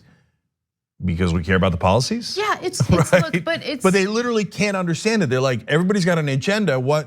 So what's your play? What's your angle? And it's not just politicians or members of the media who think that way. I just think America as a whole treats issues and candidates and politicians, everyone, as if it's black and white. You either hate them or you love them. You're not allowed to do critique on when they're wrong and then give them praise when they're right. In fact, I'm telling you, out of all the critiques of Joe Biden, Bennett's is the best regarding that issue. And they talked about it in the first debate, and you should really look into that. In fact, I'd actually suggest you buy Michael Bennett's book on that issue, because it shows you exactly how, not just about Biden, but the Democratic capitulation to the Republicans over and over again. So anyway, Unprecedented Madness on the Equifax issue says, could you imagine what the settlement would have been if Elizabeth Warren was running the FTC? I don't think that the FTC would have been like, I mean, I could only get 31 million. I mean, there's nothing else I can do, right? And to that point, Gabby Merida, of course, as usual, looked it up and said, I just Googled Equifax. Turns out they have total assets of $7.23 billion. I think they can afford a real settlement. And if they were smart, they'd go in that direction now, because everyone else on Twitter, and there's too many of them, were all saying, yeah, why don't we just take it out of the CEO's salary? Of course, the CEO of Equifax said, oh, no, I don't know what you're talking about. I don't know, I only have $7 billion. The company only has $7 billion. Oh, you're gonna take it out of my salary? Yeah, you know what, actually, I found money at the company. Maybe we take it out of the company, right? I mean, how awesome is it to be the head of a company that gets to mess around with people's data without them opting in, right? Yeah. Like, what is that Equifax really selling us? Yeah, so again, that's a long story. But all right, so I forgot to tell you guys, as I was telling you about Agitprop, where you could find out more. So TYT.com/Hassan, HASAN, and you'll get to find out about the show. Hassan's gonna do a lot of topics and debates about what a post-capitalist world could look like. The first debate is with me, because I still call myself a capitalist. And so that's gonna be super interesting to begin with, but also TYT.com/Agitprop. That's another way that you could find out more. All right, and tonight I'm gonna be on Cuomo, speaking of debates. That's at 9 o'clock Eastern, right off the top of the show, I think. And we're gonna debate Obama's record. Bakari Sellers is gonna defend Obama's record, and I'm going to do progressive critique of Obama's record. So there could be some significant fireworks there. That could be interesting, because whenever you criticize Obama on cable news, people get super touchy. So let's see what happens and see if they pull a Michael Bennett. Yeah. Okay, I don't think so. They're good guys. Anyway, let's go forward. We already have a billionaire businessman in the White House, and it's not going so great. So no disrespect, nothing you're saying is resonating with me at all. That's Meghan McCain getting real saucy during her conversation with Tom Steyer. As we know, Tom Steyer announced that he's running in the election. Okay, and it was interesting to see her get so aggressive with him, but I have to be honest, I don't think she was wrong in what she's saying. Let's take a look at her elaborating on it. We really need to break the corporate stranglehold on our government. And two, we need to stabilize the climate. And those are immediate things that we need to start on immediately and urgently. And if we do those two things, if you could imagine us having done those two things, then we're gonna have an ability to deliver a life for every American that is better than we understand. We will get healthcare for every single American. We will get free public education, pre-K through college with continuing skill trip. The money's there, Whoopi. Mr. Steyer, with all due respect, we had the Starbucks guy on too, and you are, much like him, a billionaire who's never held elected office, never worked in government, never served our country in the military. We already have a billionaire. That's what I mean. Yeah. We already have a billionaire businessman in the White House, and it's not going so great. And one of the few things that unites this table is we all think government experience or military experience is important. So no disrespect, nothing you're saying is resonating with me at all. So the Starbucks guy she's referring to is Howard Schultz, of course. Yeah. So look, you're giving her some credit. I'll start with a little bit of credit, and then I think I'm going to defend Tom Steyer. So I don't mind her coming out aggressively against someone running for president. Mm-hmm. That's what media is supposed to do. You're supposed to be watchdogs. Now, she always has a tone where it feels like she's somehow personally aggrieved, right? Right, but it's okay, or personally put upon, right? But hey, look, if you're running for president, you got to be a grown up, and if people challenge you, they're going to challenge you, and you got to answer their questions. And so I don't mind her line of questioning or attack or anything along those lines. But everything Tom Steyer said made sense to me. So what did he really say, though? No, but I'm going to get to that. Mm-hmm. So first of all, we know that Tom Steyer's for impeachment. He did this massive campaign for impeachment. I agree. He talked about universal health care coverage. I agree. Obviously, devil's in the details, so I'd want to find out more. And I'm super happy to have him on. I'm happy to have every one running for president on to get to those details. But they got to be ready to answer all the questions, right? And he's also a huge advocate of fighting climate change. Mm-hmm. So I agree with that. But to me, the issue is the substance. I don't care about the superficial stuff. Like, he's a billionaire. Well, a lot of the media loves that. That's why they gave so much attention to Howard Schultz. Like, oh, it's a billionaire, come to save the day. Don't care, right? But I also don't hold it against him. If a billionaire has wonderful ideas and is gonna fight for the right things, great. You know why? Because I only care about policy. Mm-hmm. And so, and when she says, you don't even have a military record, and all of us agree you need government experience. No, I don't agree. Okay, so I think that's an interesting conversation to have, right? Because the other night, my husband asked me that. He's like, don't you think there should be some sort of rule where you can't run for president unless you've had some experience in Congress? And I was like, no, I think that's a bad idea. And he's like, why? Well, because the government should be by the people, for the people. So if you're a labor worker and you understand how politics works, you should be able to run. Why not? And so look, there are some restrictions, age restrictions, things like that. But I think your profession shouldn't get in the way of you trying to lead the country, right? You might be a wonderful leader who never spent any time in Congress. And I still think that way. However, I do think that it is important to understand how government really works, because you can propose the best policies, but you also need to understand political strategy and how you need to get these bills through Congress, right? If you don't understand all these minor details and rules within congressional proceedings, how are you gonna get it done? And I do think that there's value in having that experience. Yeah, look, one place where you can make a good argument on that side is Elizabeth Warren. How does she manage to get the Consumer Financial Protection Bureau created when she wasn't even in government? Now, that's both sides of the argument. She didn't have government experience, but damn did she prove that she can get things done, right? And now she has a world of government experience, which then she could combine to be more effective in getting things passed and executed, right? And Bernie Sanders actually was called the amendment king while he was in the House of Representatives because he got so many amendments passed. He got more than anyone else. So that's why every once in a while they'll do this false thing of like, oh, what bill did he get passed? Oh, nice little trick. No, most of the things that get passed are amendments onto the bills where he actually did astounding work, right? So now, since they both know how the government works in that regard, that does give him a little bit of an advantage. But I definitely would not want to limit our pool to politicians, because they're more the exception than the rule. The rule is most of the politicians, honestly, in this country right now are systemically corrupt. And the main thing they know how to get done is take corporate donations and then do whatever the corporations ask them to do. And if you notice, Steyer there said that he's against corporate rule. Well, I love that kind of talk, right? So again, devil's in the details, got to find out all of his policies.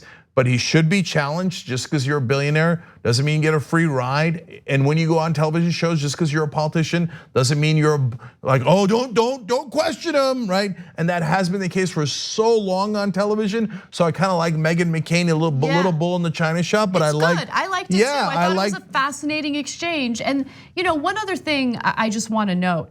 I remember not too long ago, there was a time where a wealthy presidential candidate would have to downplay his wealth to be taken seriously. I mean, that was in 2012. Mitt Romney was talking about buying his button-down t-shirts at Costco, supposedly, right? Because he wanted to downplay his wealth. There's a reason for that, because at that point, Americans realized, look, we need a leader who understands us and understands what it's like to really struggle economically. So I do think that, I don't want to punish people for being wealthy, but at the same time, there is sometimes a disconnect between the wealthy and what the average American is going through economically. I hear you, but at the end of the day, to me, it doesn't matter at all. What matters most is, do you have the right policies and can you actually get them implemented? All right, so we got to take one more break. When we come back, the exchange between Bernie Sanders and CBS over whether he would attack Elizabeth Warren.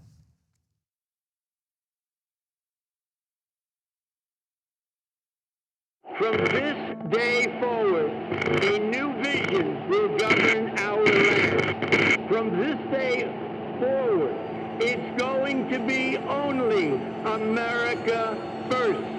America first. Yes, President Donald Trump has made life hell. Everything is always about race because the sitting president, known for his trigger Twitter fingers, somehow kept it tight-lipped over the Nazis who returned to Charlottesville last week. If Republican politicians genuinely cared about all lives, we wouldn't be facing the largest wealth redistribution in American history. Trump, who claims he wants to make America great again, but isn't really interested in protecting the little guy, just withdrew Obama's memo and told collectors that they're free to go back to screwing over struggling Americans with fees. This decision will impact far and wide, especially, and listen for the irony here, those who already pay more out of pocket each year due to soaring internet package prices. There's a ton of racist monuments in America. White supremacy is still put up on a pedestal. Of course, more white people are killed by police. White people make up more than 75% of the US population.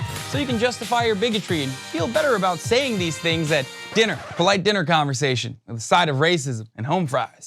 Does the president normally watch these kind of anti-Muslim videos that have been posted by this group? Here's a list of what the president watches every day. It goes cartoons, Fox and Friends cartoons, followed by, at noon, it was a bunch of Civil War documentaries for like 6 hours. But he claps at all the wrong times.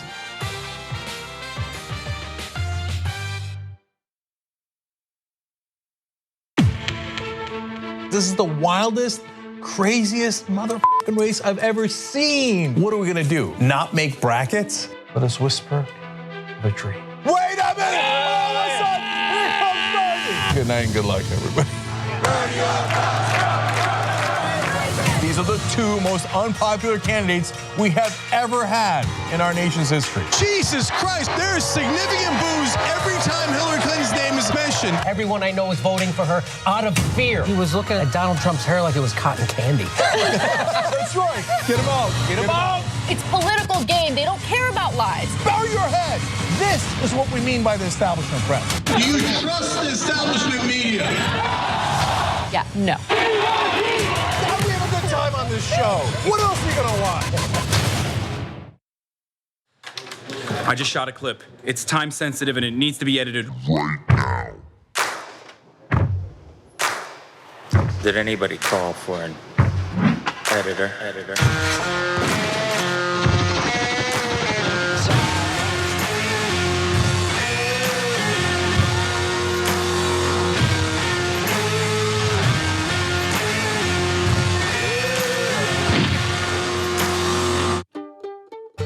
Made this in an hour.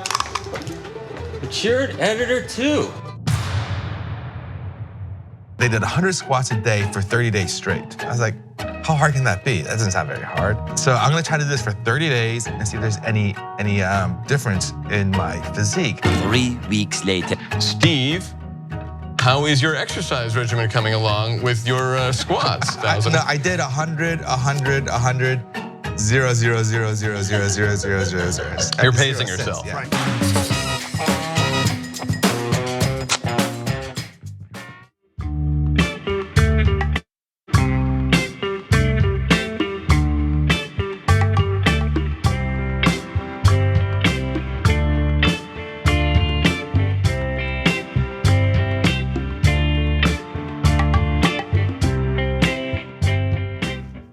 All right, back on the Young Turks. I can never say your name, Mathemactivist. That's harder than Shoshinsky.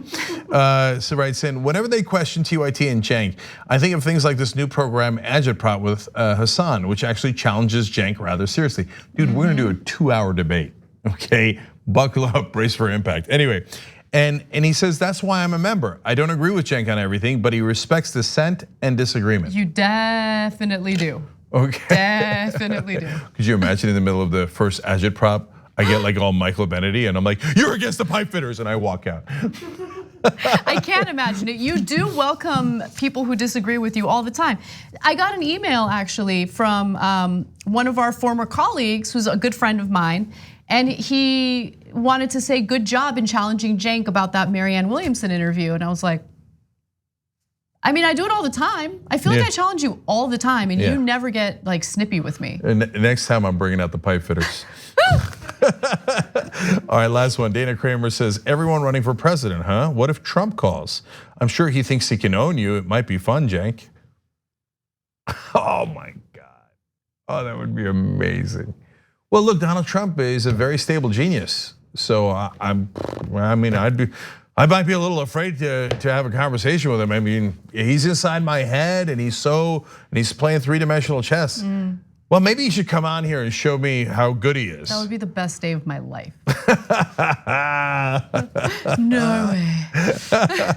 Antifa! I'm a very stable genius. Okay, come and get it. Come and get some. Come and find out. Come and see. All right, Anna, what's next? All right. You appeared to have a kind of a non-aggression pact with Elizabeth Warren. Do you two have a deal not to attack each other, at least at this stage? There seems to be a very aggressive attempt, both by debate moderators and members of the mainstream media, to get Elizabeth Warren and Bernie Sanders to fight. Now, they're the two most progressive candidates. They are very similar when it comes to some of their policies. However, there are some subtle and significant differences, which we've talked about on the show and we'll get into again. But it would be a bad move for them to attack one another. So I think that it's a good idea that they're staying away from that and resisting pressure to attack one another. And you know what? Luckily, based on the answer Bernie Sanders gave to CBS, they are not planning on doing so. So let's take a look. Elizabeth and I have been friends for over 20 years. She's running her campaign and I'm running my campaign. They're different campaigns. What do you do? But I think the most effective way to campaign, to be honest with you, is to talk to the American people about why the middle class is disappearing, why we have massive income and wealth inequality, the nature, the great challenge we face in terms of climate change, the thievery that's now going on within the pharmaceutical industry, where there is not only price fixing, but there is just incredible greed. You talk about those issues, you do well. You try to beat up on somebody else, frankly, I don't think it's good politics. But Senator, at some point, you and Elizabeth Warren, as most pundits seem to indicate, will make that next debate. How will you differentiate yourself from her? You're two progressives. Well, I'll tell you, I'll let you guys and the punditry and the American people make that decision.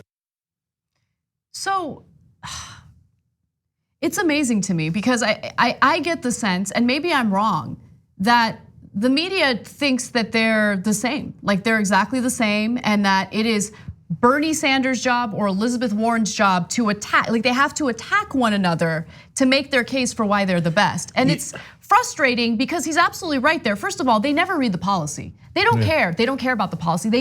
None of them, I guarantee you, none of them who have these insanely high-paying jobs with these fat salaries have sat down and actually read Bernie Sanders' Medicare for All bill, or Elizabeth Warren's proposal on student debt, or Bernie Sanders' proposal on student debt. I'm not talking about some lame summary that was written by some lame writer in some lame publication. I'm talking about the actual bill and what it would do. Why don't you know what the difference is? Why don't you know? And why don't you talk about it? No, so look, a couple of things. First of all, I agree with you that they care more about the drama than the substance. Yep. So do they have a top line sense of the difference?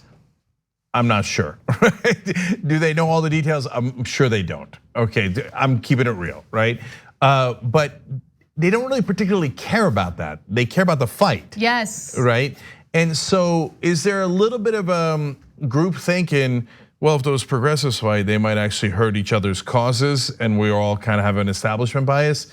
I think that does happen subconsciously. Nobody gets together at CBS and goes, oh, should we get them to fight so the progressives will lose? No. There's no actual meeting like that, but there is a group think in Washington. But more importantly, that's a smaller part of it.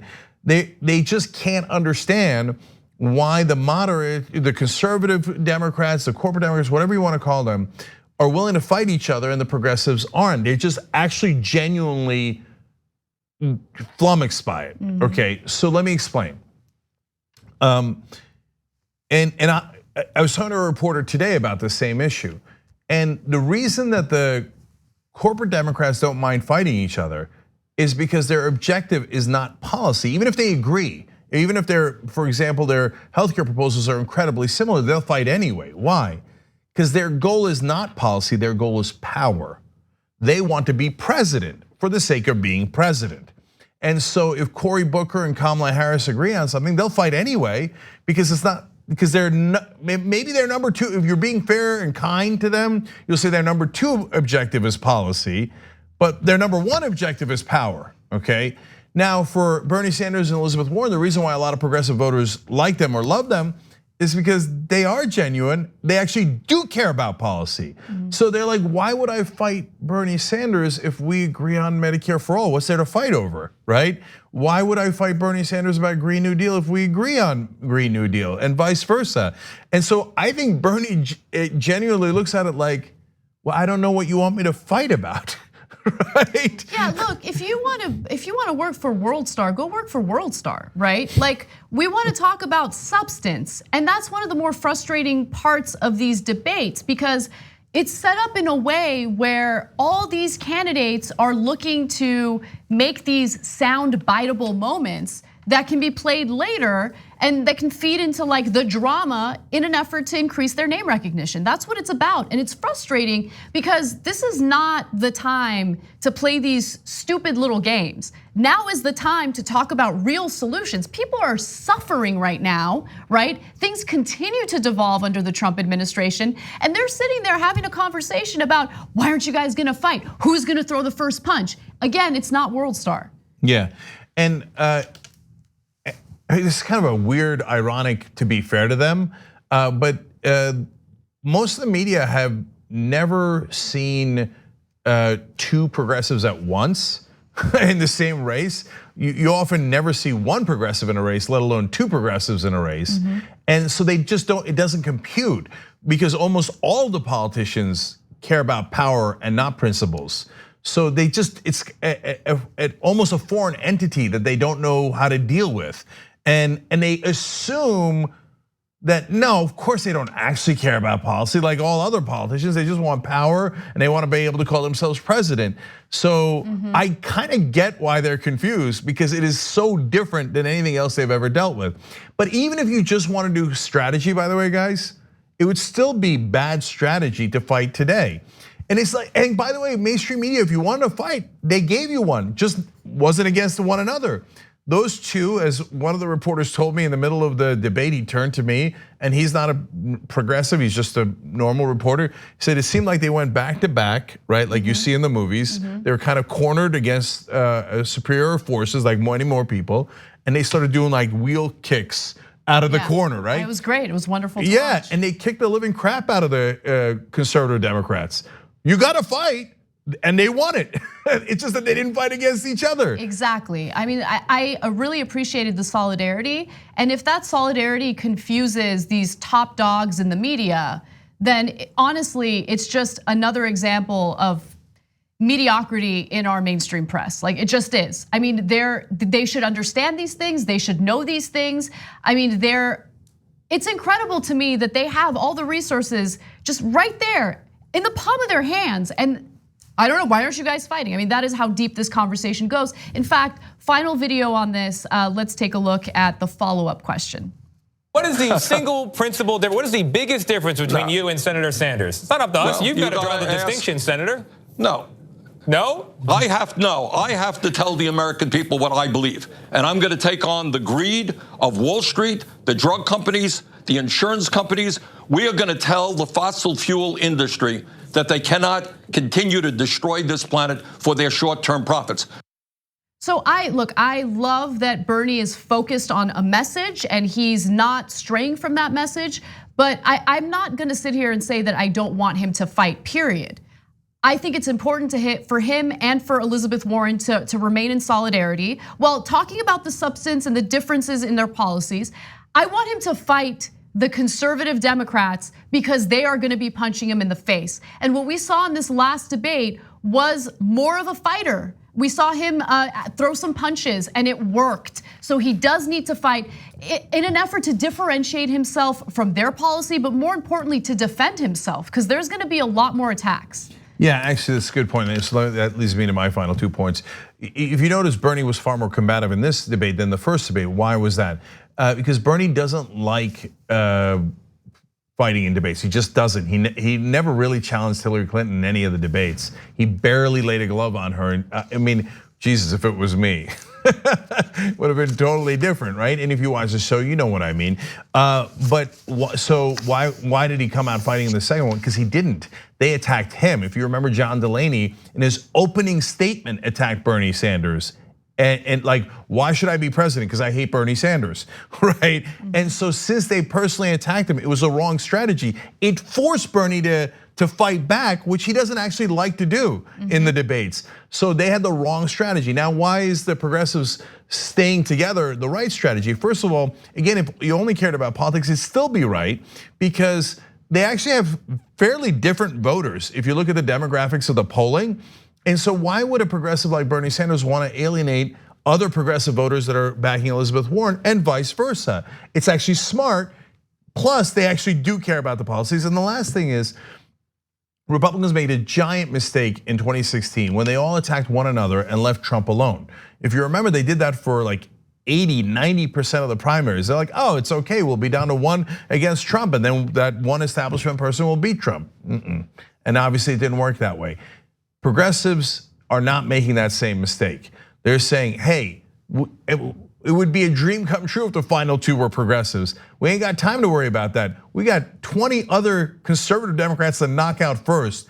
Eyes on the prize, know what your real objectives are. So they're both doing a terrific job of doing that. So let's take our final break, and when we come back, Tomi Lahren, I mean, she just can't stop giving us examples of why she's a terrible human being. Come right back.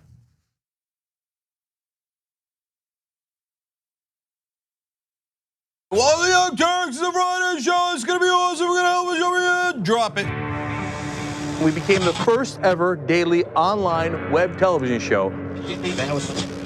No, the Constitution is the very core of America. The fact that we don't spy on American citizens, that we get a warrant, that we go to a judge, that we have a procedure, that we have due process, that is America. On top of that, they go, why don't they just stay at their own schools? You gotta realize something. These schools suck. They want people to pull themselves up by their bootstraps. You ain't got no straps, you ain't got no boots. He lit these fires in trash bins all around town out of frustration. 99th most viewed channel today on YouTube. The Shorties Award, Best Web Host. We passed 1 billion views. Voice Award winner, News and Information Channel, The Young Turks. Oh, another Webby. The Young Turks. Can I curse? Yeah! For those of you watching on live stream, yes, we have adopted a pet iguana that showed up at our door. Haunted version in the dark with our silhouettes. It's opening up by him. Now let's get to the best line of the debate. And it was definitely the one against Fox. I never want to see another man's foot ever. They're barefoot on a plate. It's not my I'm gonna build a wall inside of you. I'm gonna put an anchor in you. I'm gonna space. I told you we were coming. When you talk about it when it becomes a problem. Our lack of gun control is a problem. Question is, how do we make sure that we blame the person who is dead? What kind of democracy is that? We should never forget that the most powerful people in the world exploited the greatest tragedy in American history to go to war in a country that had a lot of oil. Rolling thunder. That's what this show is.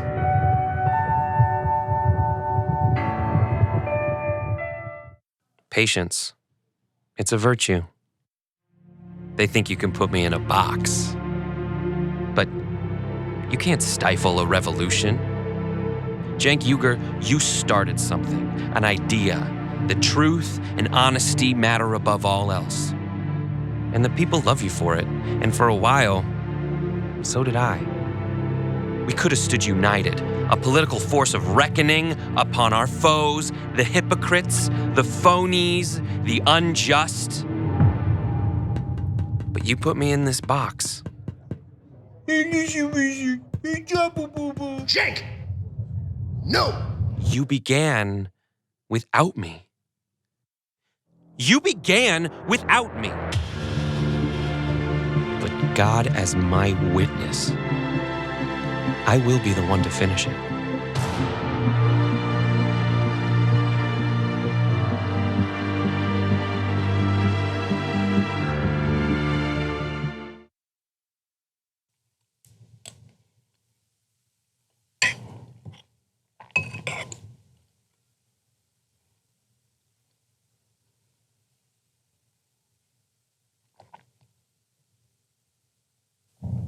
Can we eat in here?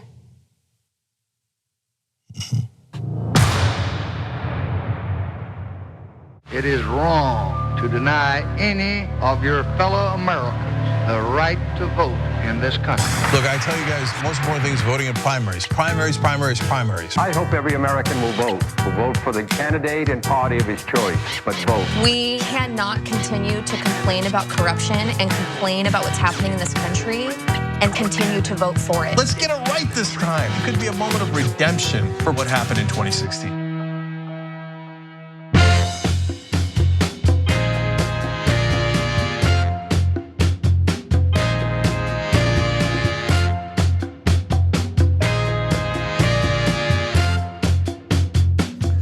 All right, 2 member comments. Jan Frazier says, I'll be happy to see Bernie and Warren fight as soon as there are no corporate Dems left in the race. 1, deal. 2, they don't have to fight. They could just say, hey, this is my proposal. This is my proposal. Okay. Yeah, because look, he's still gonna need her, right? And like they're gonna be allies no matter what. No matter who wins, they need each other to be able to get those laws passed. Yeah. Okay, D. Manning writes, and the TYT Army has already done considerable research and debunking of all of these arguments against Medicare for all, including where labor unions actually stand. Thank you for pointing this out, really appreciate it. So check out what the TYT Army has already done to fight back against the biased narrative of the mainstream media and establishment politicians against Medicare for all at tytarmy.org. See, they're doing that on their own. It's amazing. They're doing the media work, they're showing up at rallies, making a giant difference. In fact, I had a reporter ask me about the TYT Army today. I'm so proud. But go check out their research because it's wonderful, tytarmy.org. Then you find the category, you find healthcare, and you'll see all the research in that particular issue. All right, Anna, what's next? Tomi Lahren apologized for a tweet attacking Kamala Harris after her own colleagues at Fox criticized her for the vulgar attack. This is on Twitter, and she said, it's still up, by the way. She tweeted, Kamala, did you fight for ideals or did you sleep your way to the top with Willie Brown? So essentially arguing that Kamala Harris got to where she is because of her relationship choices, her sexual activity, which is incredibly degrading. And so just to give you a few examples of people who pushed back, and these are all colleagues from Fox. You have Kat Timpf who wrote, I'm curious to know what you think bringing a woman's personal sexual life into this accomplishes. Men do that to us enough as it is.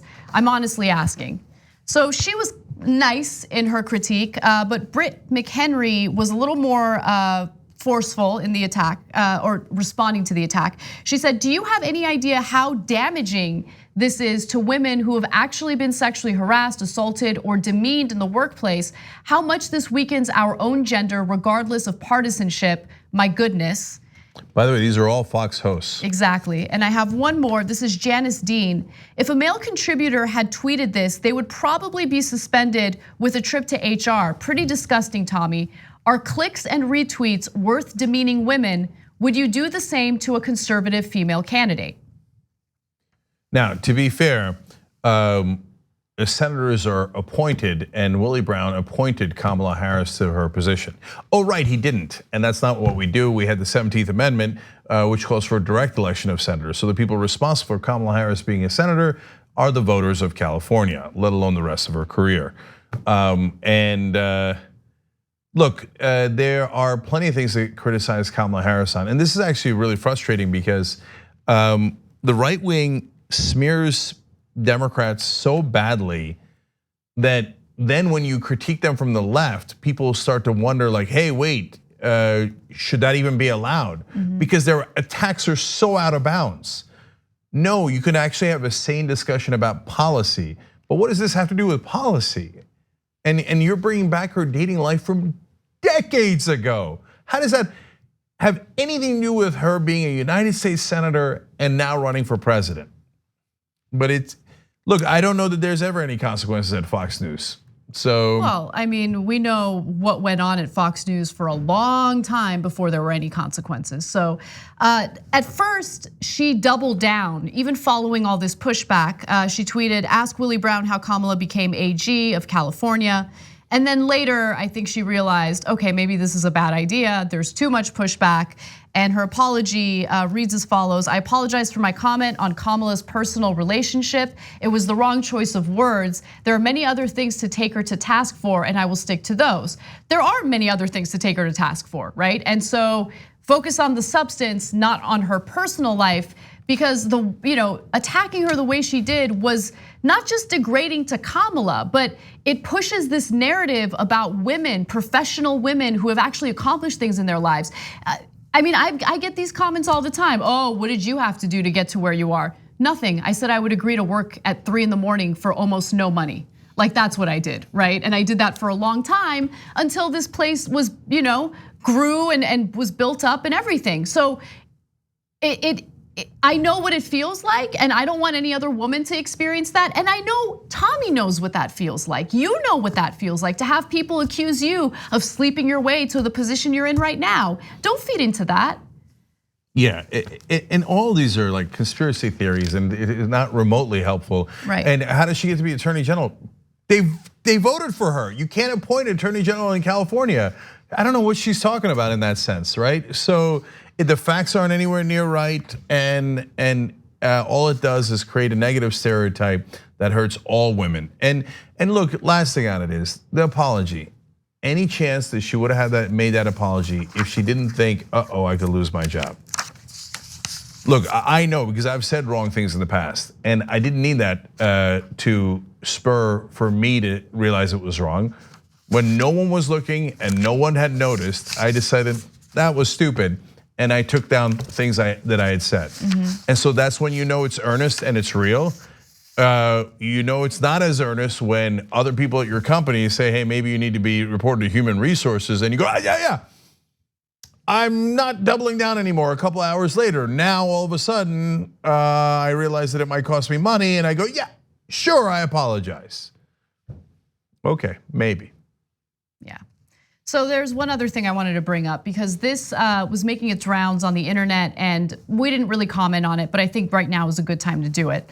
So as we know, nope, we're not talking about Carson yet. Still talking about Tomi Lahren, just resetting for this part of the story. So as we know, there are migrants coming from Central America who are desperate. They're so desperate for safety that they're still trying to seek asylum in a country that dehumanizes and brutalizes them. Nonetheless, Tomi Lahren has decided to make light of the situation and essentially judge parents who are trying to flee for safety. She tweeted the following: if you traipse your kid 2,000 miles in dangerous conditions, you're not only a criminal, you're a crappy parent.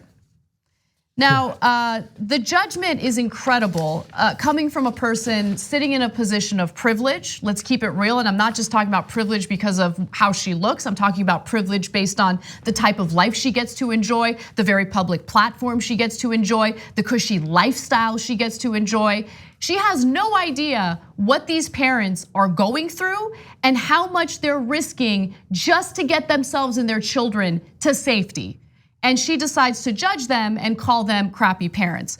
Well, Chris Evans, who's a very politically active actor, called her out and said, wow, the complete lack of sympathy, respect, and general awareness is astonishing.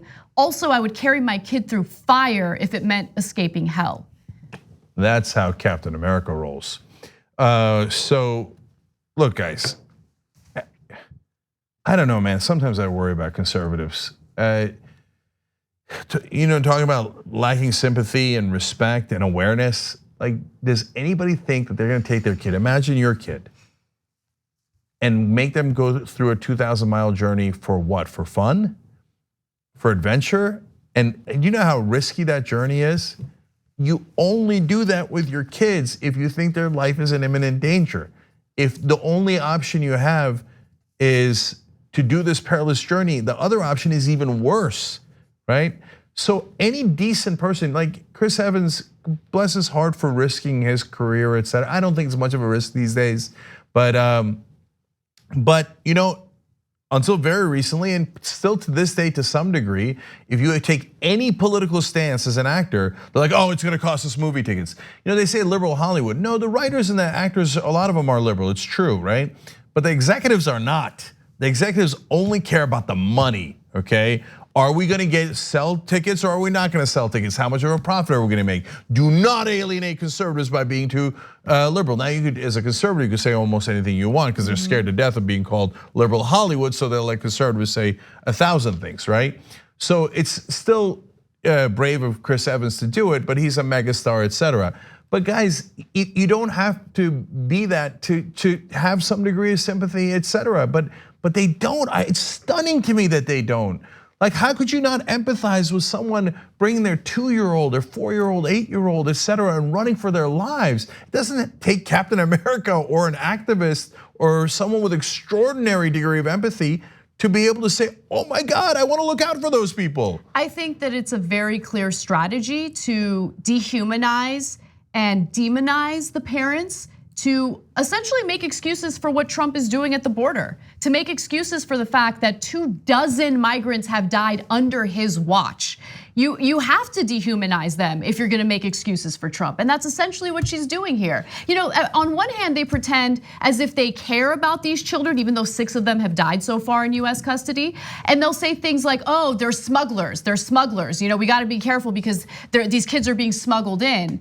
They don't care about the kids, they don't care about these people's lives. It's abundantly clear. And again, this is a way of dehumanizing them so you can basically brutalize them and say, no, I had to do it. I had to do it because they were bad parents. It's disgusting. So lastly on this, I totally get that sometimes they don't win their asylum case. In fact, the majority of the time they don't win their asylum cases. And so then they get sent back. But that should break your heart as you send them back, right? But it doesn't. They seem to revel in it. When Tomi Lahren sends tweets like that, she seems to be like, yeah, it's your fault and you're a bad parent, etc. That's what makes you a bad person, not being in favor of the policy, but kind of rubbing their face in their horrible situation that they're in. Yes. All right, one final story, and this is a fun one. Ben Carson was setting up for a presser in Baltimore, and the vacant church parking lot he was doing this in did not like it, right? So the people who work at the church were like, no, you gotta go right now. Now keep in mind, this is in Baltimore, and Baltimore's been in the news because Donald Trump has attacked Baltimore and referred to it as rat infested. And so the Morning Star Baptist Church of Christ in Baltimore decided to kick Ben Carson out. A church member named Gregory Evans asked him to leave, and then Carson got very heated about it. So let's take a look at what he had to say. We just have all this animosity all the time. For instance, you guys know you were set up on this property right here. It's a church. They say, get off of our property.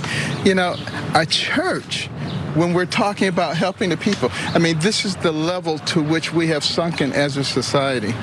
And it's so important that we stop this madness, because, we have some threats, but it's not China, it's not Russia, it's not North Korea, it's us. And whether we can learn how to work together and realize that we're not each other's enemies. Is this guy living on the same planet as us? He's working for an administration that has exploited any type of division in the country for its own personal political gain. So 2 things about this. One is the incompetence. Let's start there. You're a cabinet secretary. You might have wanted to tell the church, hey, you know what? I'm gonna come tomorrow. Is it okay if I use your church's parking lot? My guess is they would have said likely yes, because they're like, oh wow, cabinet secretary. It turns out the guy who kicked him out had no idea it was Ben Carson, right? And he's like, what is this dude randomly setting up a press conference in our parking lot, right? Yep. And then secondly, if they say no, it's really embarrassing. You wouldn't want to say that in front of the press, right? So enormous incompetence, can't plan 1 step ahead. Now, the even more important point is the one that Anna's getting to there. So you feel personally aggrieved that they didn't let you set up in the parking lot, but you don't think it's okay for Baltimore to be aggrieved when the guy you work for called them filthy and disgusting and rodent infested and attacked them, and by most accounts on racial grounds. And so he thinks, oh, us insulting you to no end is no problem at all. I can do that. I can spit in your face. I can proverbially and politically slap you across the face. But then if you tweak me and say I can't use your parking lot without asking first, oh my, what has become of decency in America? And they say it with a straight face. You know why? Because they're conservative. Conservatives don't empathize with anybody, and they don't empathize with it unless it happens to them. They're like, oh my God, I couldn't use a parking lot. I couldn't use a parking lot.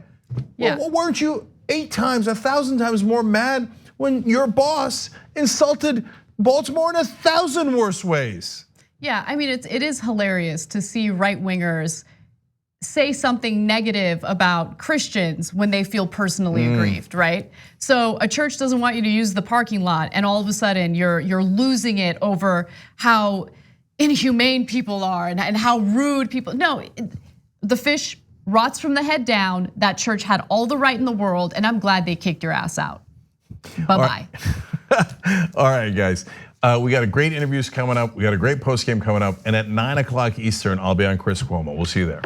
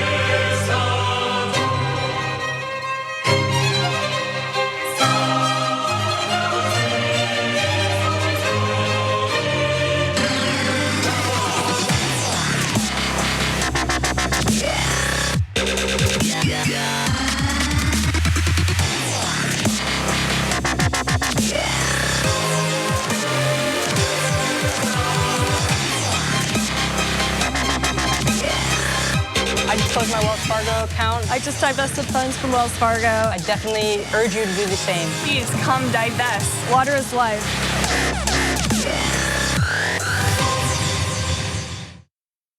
You're doing a show that's blowing the doors off everybody. Young Turks is the largest online news network, not a big deal. We're gonna rock the boat. We're gonna be counter-establishment. We're gonna tell people the truth to the best of our abilities. We're so sick of this corruption. We're not the robots on TV. I actually care about the news. Guilty, I care. Fourth day on Occupy Wall Street. Last night we launched Wolfpack. It's us pushing our ideas out there, trying to help the country in every way that we can, trying to make this place just a little bit better. Reporting from the Hillary-Bernie debate, I gotta be honest, you know what we do, we cover it for real. For us, this system isn't working. Free and fair elections. And when he told the cops that day, when they came to drag her away, and he said, if you're gonna chain her, you're gonna chain me. If you're gonna arrest her, you're gonna arrest me.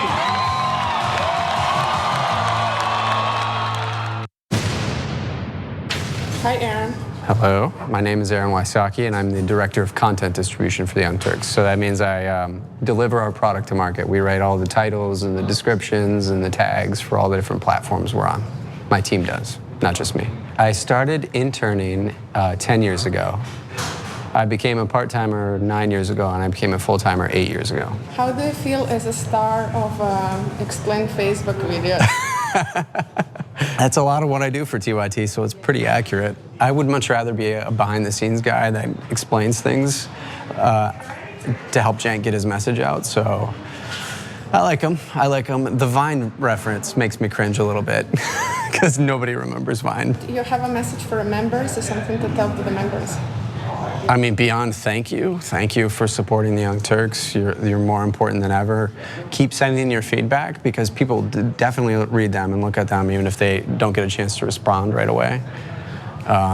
Subscribe to our YouTube channel and our Facebook page, please. What I see in the future for TYT, more of 2016. I think we're providing a voice that almost nobody in the media ecosystem is providing. So I think we're gonna continue to be the digital campfire for that particular side of the political spectrum.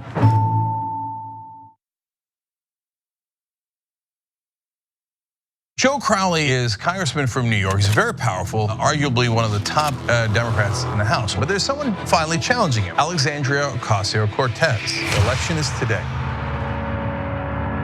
If she wins, David beats Goliath.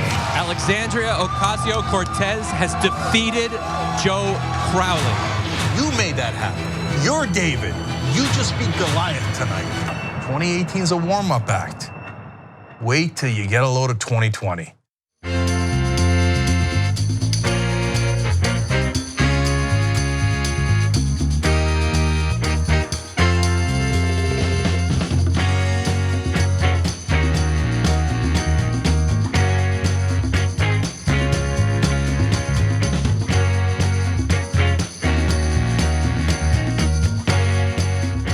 Welcome to The Conversation. I'm Brooke Thomas, filling in for Cenk today, and as always, very glad to be here, so thanks for having me. We have an in-studio guest first off, so I'm gonna introduce you, get him right here. We have Dr. Liam O'Mara. Thank you so much for being here. Yes, thanks for being here with us. My and pleasure. You're a congressional candidate. I am indeed. But you're also a college professor with a PhD in history. Yes, I am. I'm a historian of the Middle East and Europe. I love that. So tell me, what brought you into politics? Well, I guess we think we need more historians in politics in general. I think we can give some kind of They're getting it wrong.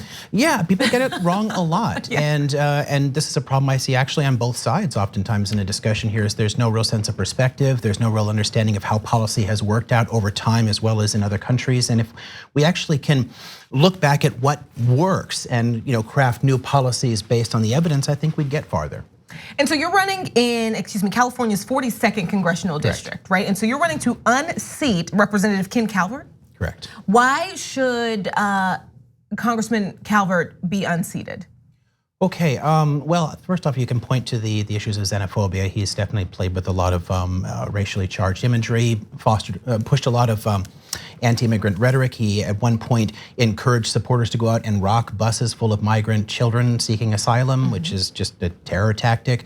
But I think the things that stand out more to me, really, are him showing up frequently on lists of the most corrupt people in Congress. He's willing basically to take whatever money people give them and vote along those lines. And he's also missing in action as far as the actual constituents are concerned. He does not hold town halls. He does not answer questions most of the time. You can't get him to do much of anything. And his office has literally stated that if someone did not vote for him, he's not interested in talking to them. And on this, stay on this topic of Congress, the current Congress, a lot of voters seem to be unhappy. A lot of voters are happy, a lot of voters are fine, but a lot of voters are unhappy. They felt like there was gonna be some sort of like a stronger sense of change after the last election. Where do you stand with that? And then I also wanna touch on where you stand on impeachment. One of the key issues for Congress in general, and Congress does tend to have pretty low approval ratings, it's difficult to get people actually to talk to one another and get anything done, which tends to make it look like a dysfunctional body in the first place. One of the key issues here, and I think a lot of that enthusiasm we saw for some of the candidates that came in there, we just need a lot more of them. We need a lot more people coming in on clean money pledges, willing to do the work of the people and advance policies that affect ordinary Americans as opposed to whatever donors put somebody in office in the first place. The more we can step up and push those kind of candidates, the better Congress is gonna be able to function. Where do you stand on impeachment? If you were a sitting member of Congress right now? Well, I'm hoping it isn't actually an issue by the time we get in there, but I think it's a tricky question. I'm really of two minds of it. On the one hand, there are serious ethical reasons to pursue it. I think that there should be some kind of accountability and deterrence for what the report does actually indicate are actually actionable crimes under the Constitution.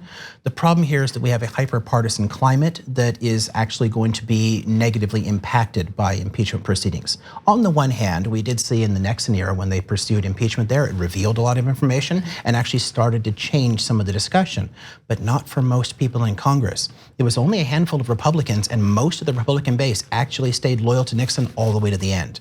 And we are much more partisan now than we were then. I don't see any realistic chance of a conviction, and I think that it could throw the 2020 election to the Republicans.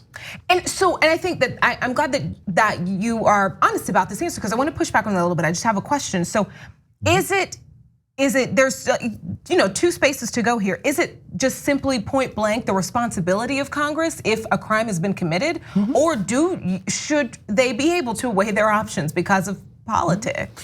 Yeah, that's why it's a tough question, and why I am of two minds of it, because they do have some kind of responsibility to hold them accountable. The simple fact is the Constitution doesn't give us a good way to hold the president accountable, because the Senate is not likely even to take up the question, much less to convict. And the proceedings could actually polarize things even more, animate the Republican base, and polls have already shown that independents just don't care. And to win elections, Democrats and Republicans they both need independent voters every single time. And if we waste the time talking about impeachment and focusing on impeachment, we're taking away time that we could be talking about actual issues that affect ordinary people. So, I mean, I get the question about doing the job, but I think it is the job of Congress to advance policies that will affect ordinary people and help people's lives. And it takes away the time we could do that. It throws the messaging cycles all the time to the media. It takes away from that. Well, you mentioned voters. So how do you plan to win over voters in a district that traditionally votes Republican? It has, although that's been changing a bit demographically. There's been tons of people moving into the area. The district is now 30% Hispanic. There's tons of bedroom communities. It has been shifting. The number of Democrats has stayed pretty steady, but the number of Republicans has steadily fallen for more than a decade. There's a lot more independent voters out there. So the key for me is trying to take what are actually progressive policies and message them in a way that makes sense to independents and moderate conservatives, which means I have to speak their language. I have to approach an issue not in a way that might make sense just to like liberal voters, but in a way that could make sense to independents. Well, let's break down their language. What are issues that you think matter the most to the voters in your district, and how does that line up with the issues that matter most to you? Well, it depends on how you want to approach the question there. I mean, there are issues that do matter a lot to the district. The immigration issue frequently comes up as a big polarizing one. People point to simple issues like traffic, which ultimately to me points to the lack of actual jobs and opportunities in the area. I mean, the district has about 1 million people. It's quite large geographically. There's not a single university in it, and only one community college and one satellite campus for a community college. And there's not a lot of industry out there either, which means most people are commuting to work. So the quality of life has actually been declining. Many people moved out there in the first place because it was too expensive to live in LA or Orange County. And we're just end up moving out there and then you're stuck commuting back into those areas because there's fewer opportunities as well. And I think these really stand out as big issues for a lot of people there that have to be tackled. Let's talk some other issues. Where do you stand on Medicare for All?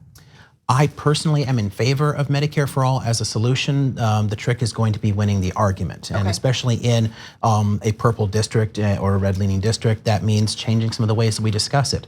People do in polls suggest that they are pretty well attached oftentimes to their insurance. I like my insurance, I don't want to give up my insurance. So the trick there is to get them to understand they're not really giving up their insurance. Right? Or I mean, what they think they're giving up. Right. They're attached really to their providers, to the care that they get. The insurance is just the middleman in between. It's just the bean counters. They want to be able to go to their doctor still. Right, That's exactly. It, yeah. And with a Medicare system, you would still be able to do that. I think one of the problems is, and this goes back to the way Obama messaged the ACA, was that, well, you'll be able to keep your doctor. And you can't promise that when it's a corporate-centered plan. Businesses were going to make decisions, and some people did lose access to their providers. So people are a bit wary about that. So we have to actually explain better what it really means. And I think one of the key issues for me, especially in a more conservative district, is to hit the self-interest. The simple fact is Medicare is a lot cheaper, right?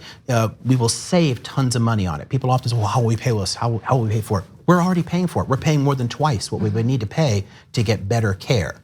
It's simply being wasted. So if you can tell people that this policy will put 10 grand back in your pocket, that's your money, it's part of your compensation package from your employer, that's your money. If you tell a conservative person that they will get to keep more of their money, you're kind of winning the argument. Right. What about criminal justice reform? Do you have any plans for criminal justice reform? Oh, absolutely. It's a big umbrella topic. I know. Yeah, it is.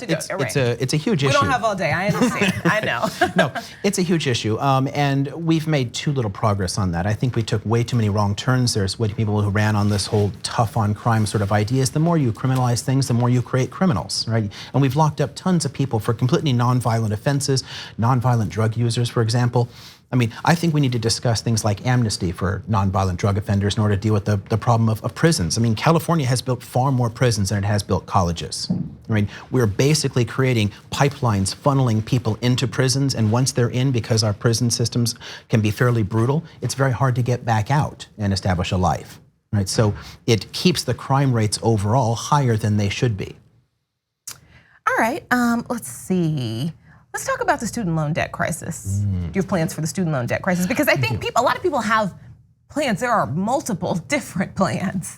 Lots of criticism. The ones that I see criticized the least, actually, no, they're all criticized. Even if you say everyone goes to college for free, people who paid for college are like some people, well, that's not fair. And then you saw what happened when Senator Harris the other day kind of released a plan that wasn't even necessarily a student loan debt plan. It was a plan to increase Black Americans' involvement with STEM jobs, and that was a bad rollout. It very quickly became a meme, yes. Very quickly. So what are your plans for student loan debt? Well, I think again, the question is one of messaging. I mean, on the one hand, we've bailed out tons of industries already, right? We keep bailing out the auto industries, the banking industries here. Why not bail out a significant part of the middle class? But then people might say, well, why should we pay for some middle class kids who got to go to college? I didn't go to college, I'm making my own living here, I'm making my own way. And you can kind of understand why they would make those kind of arguments. There's a good ethical objection there. So we have to turn that around a bit and say, well, think about this. The people who are drowning under the student loan debt, they're often unable to buy cars, they can't buy houses, they can't get married and have kids. It keeps them from buying tons of products. It makes their cost of living much higher than it should be. If you remove the student loan debt, it's actually a stimulus to the entire economy, because suddenly they're going to be able to buy houses, which means there's jobs and in the building trades that help out there. They're going to be able to buy cars, so more cars will sell. It actually helps everybody, not just the college students. And I think if we make that clearer, if we make it clear that it helps the entire economy, including the people who didn't go to college, it'll make a lot more sense. Well, Dr. Liam O'Meara, thank you so much for being with us here today. I wish we had more time. This was great. My pleasure. Tell us where viewers and voters can find you. They can find me on liamomera.org. We have a website up there. There's places where you can hop in, volunteer, donate, get more information. We're also very active on social media, so Facebook, Twitter, Instagram, all that business. I'm pretty easy to find. Awesome. Thanks so much. It was great talking to you. Thank you. All right, that is just the first part of the conversation. We will be right back with much more. Stay with us.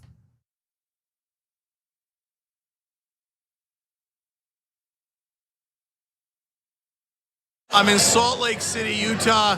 I'm at a Wolfpack gathering. We're growing. I see faces that I recognize, but I also see a lot of faces that I don't recognize, and that's fantastic. We are all taking time out of our lives to be here, and that's amazing. That means we truly believe in this. Make no mistake, everyone in this room is a leader in a Wolfpack. Alaska, West Virginia, Montana, Georgia, Massachusetts, New York, New Jersey, everyone is here. All these folks paid with their own money and sometimes took vacation days to come here to strategize on how to get our democracy back and get money out of politics. Or you get more political power just because you have more money. This is why it requires a constitutional amendment. The process of winning in your state next year doesn't begin when session begins. It begins right now.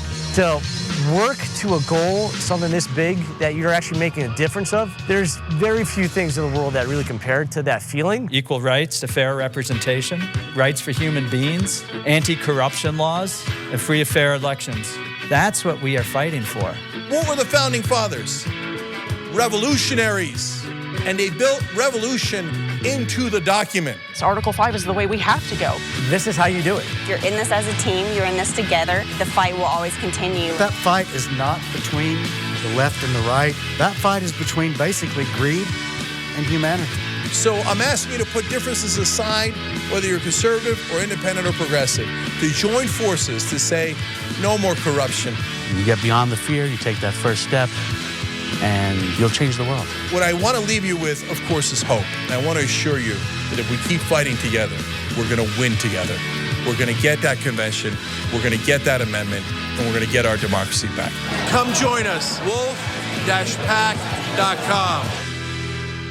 For the first time ever, we are the biggest voting bloc in America. One of the people we've been talking about for months and months will be the president of the United States for the next 4 years. And for a lot of us, this is the first time that we're ever going to vote. Do you have any idea how much of a difference 4 years makes? The action that we take right now doesn't just affect us right now. Discussion is important, but words aren't the only thing. You have to take action. So that we can actually affect real change instead of just talking about it. You have that power, so don't let people silence you. Get out there and take a part in making a difference. Every voice really does matter, whether young or old, especially young people. Get out there and vote, damn it.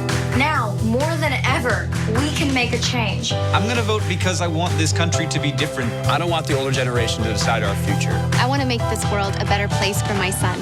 You can make change. So get out there, go, do it. Vote IRL. Vote IRL. Vote IRL. Vote IRL. Vote Earl. Vote in real life. Vote IRL. Vote IRL. It's scary. We have to leave our couches. All right, we got a graphic incoming. Putting up 3, 2, 1. All right, video next. And next video. And power panel. And dropping it.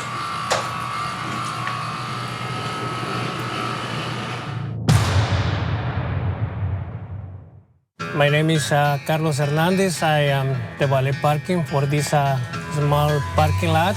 I work for TYTs and they coming to this lot over 4 years. I know two more famous person, Bernie Sanders, the former Vice President Al Gore, and too many other guys. I'm so happy to cooperate with TYT.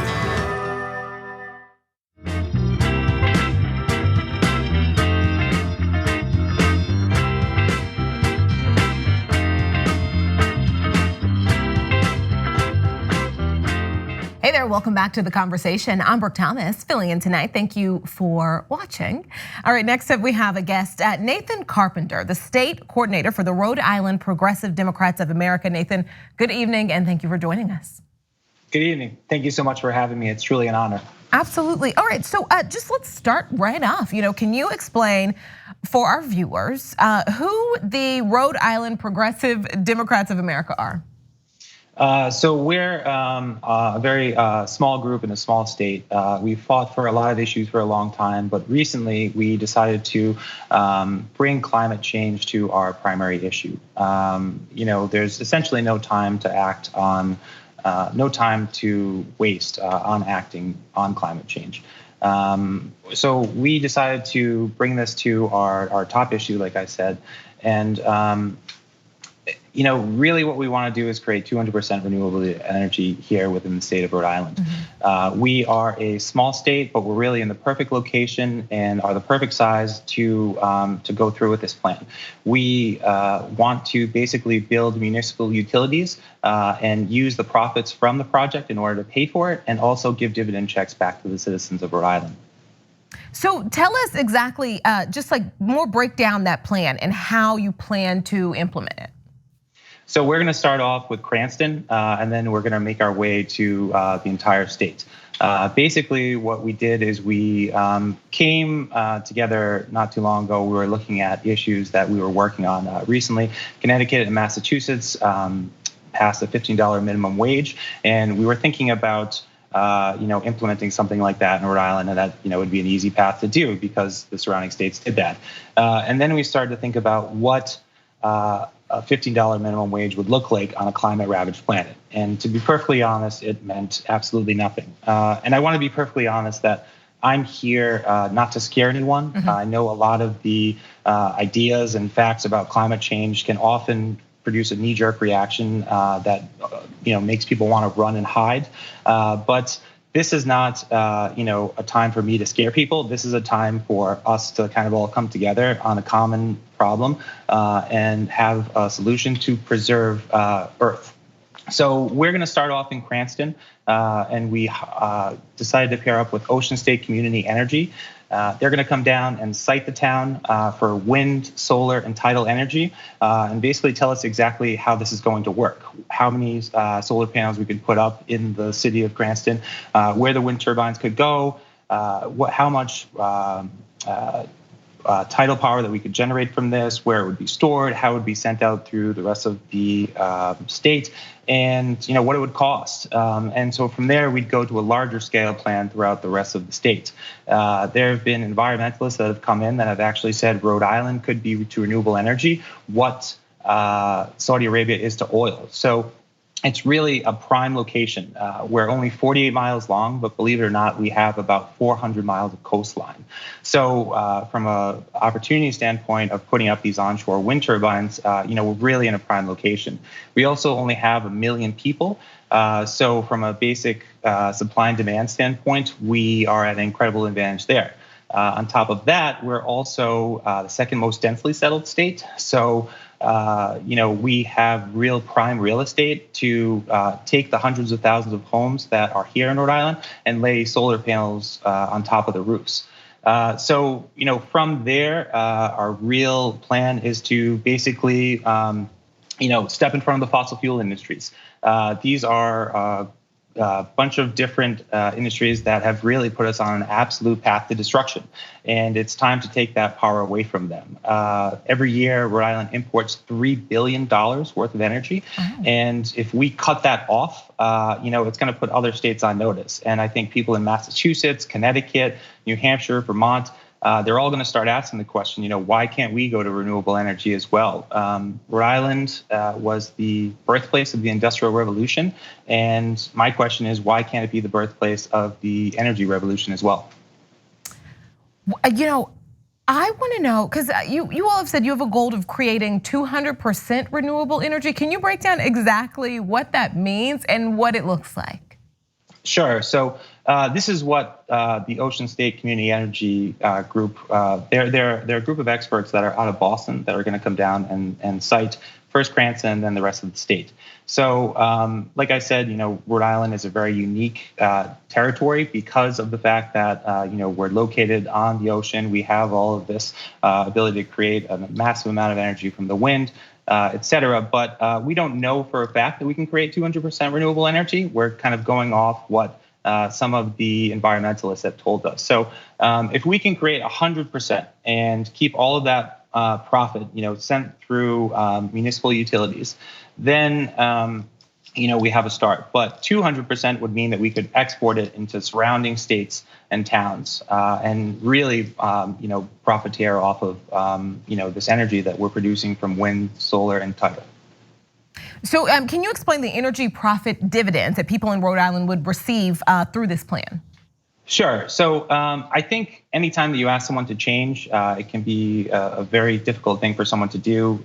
Even the slightest bit of change from a basic human nature standpoint is going to have some resistance. People don't like change. Mm-hmm. So with dividend checks back, people are incentivized to make this switch. And we're making the idea of switching to renewable energy an attractive one. And after we come up with the state plan and market it to the scale that we want, we're hoping to sell this to every individual in Rhode Island and hope that people really want this. They will want this. Think about changing something very small in your life. And if someone offers you money to do it, then I don't know how much more likely they are to actually go through with that action, but I can promise you it's an astronomical amount.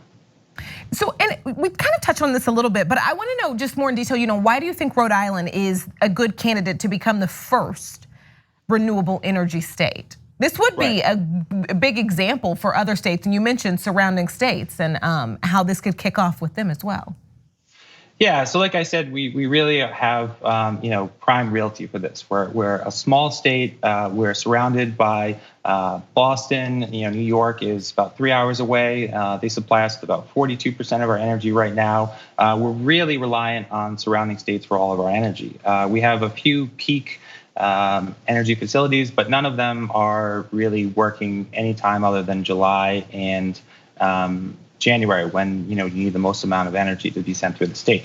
So like I said, with having 400 miles of coastline, being the second most densely settled state, and only having 1 million people, I think we're at an extreme advantage to be the first state that is run exclusively on renewable energy.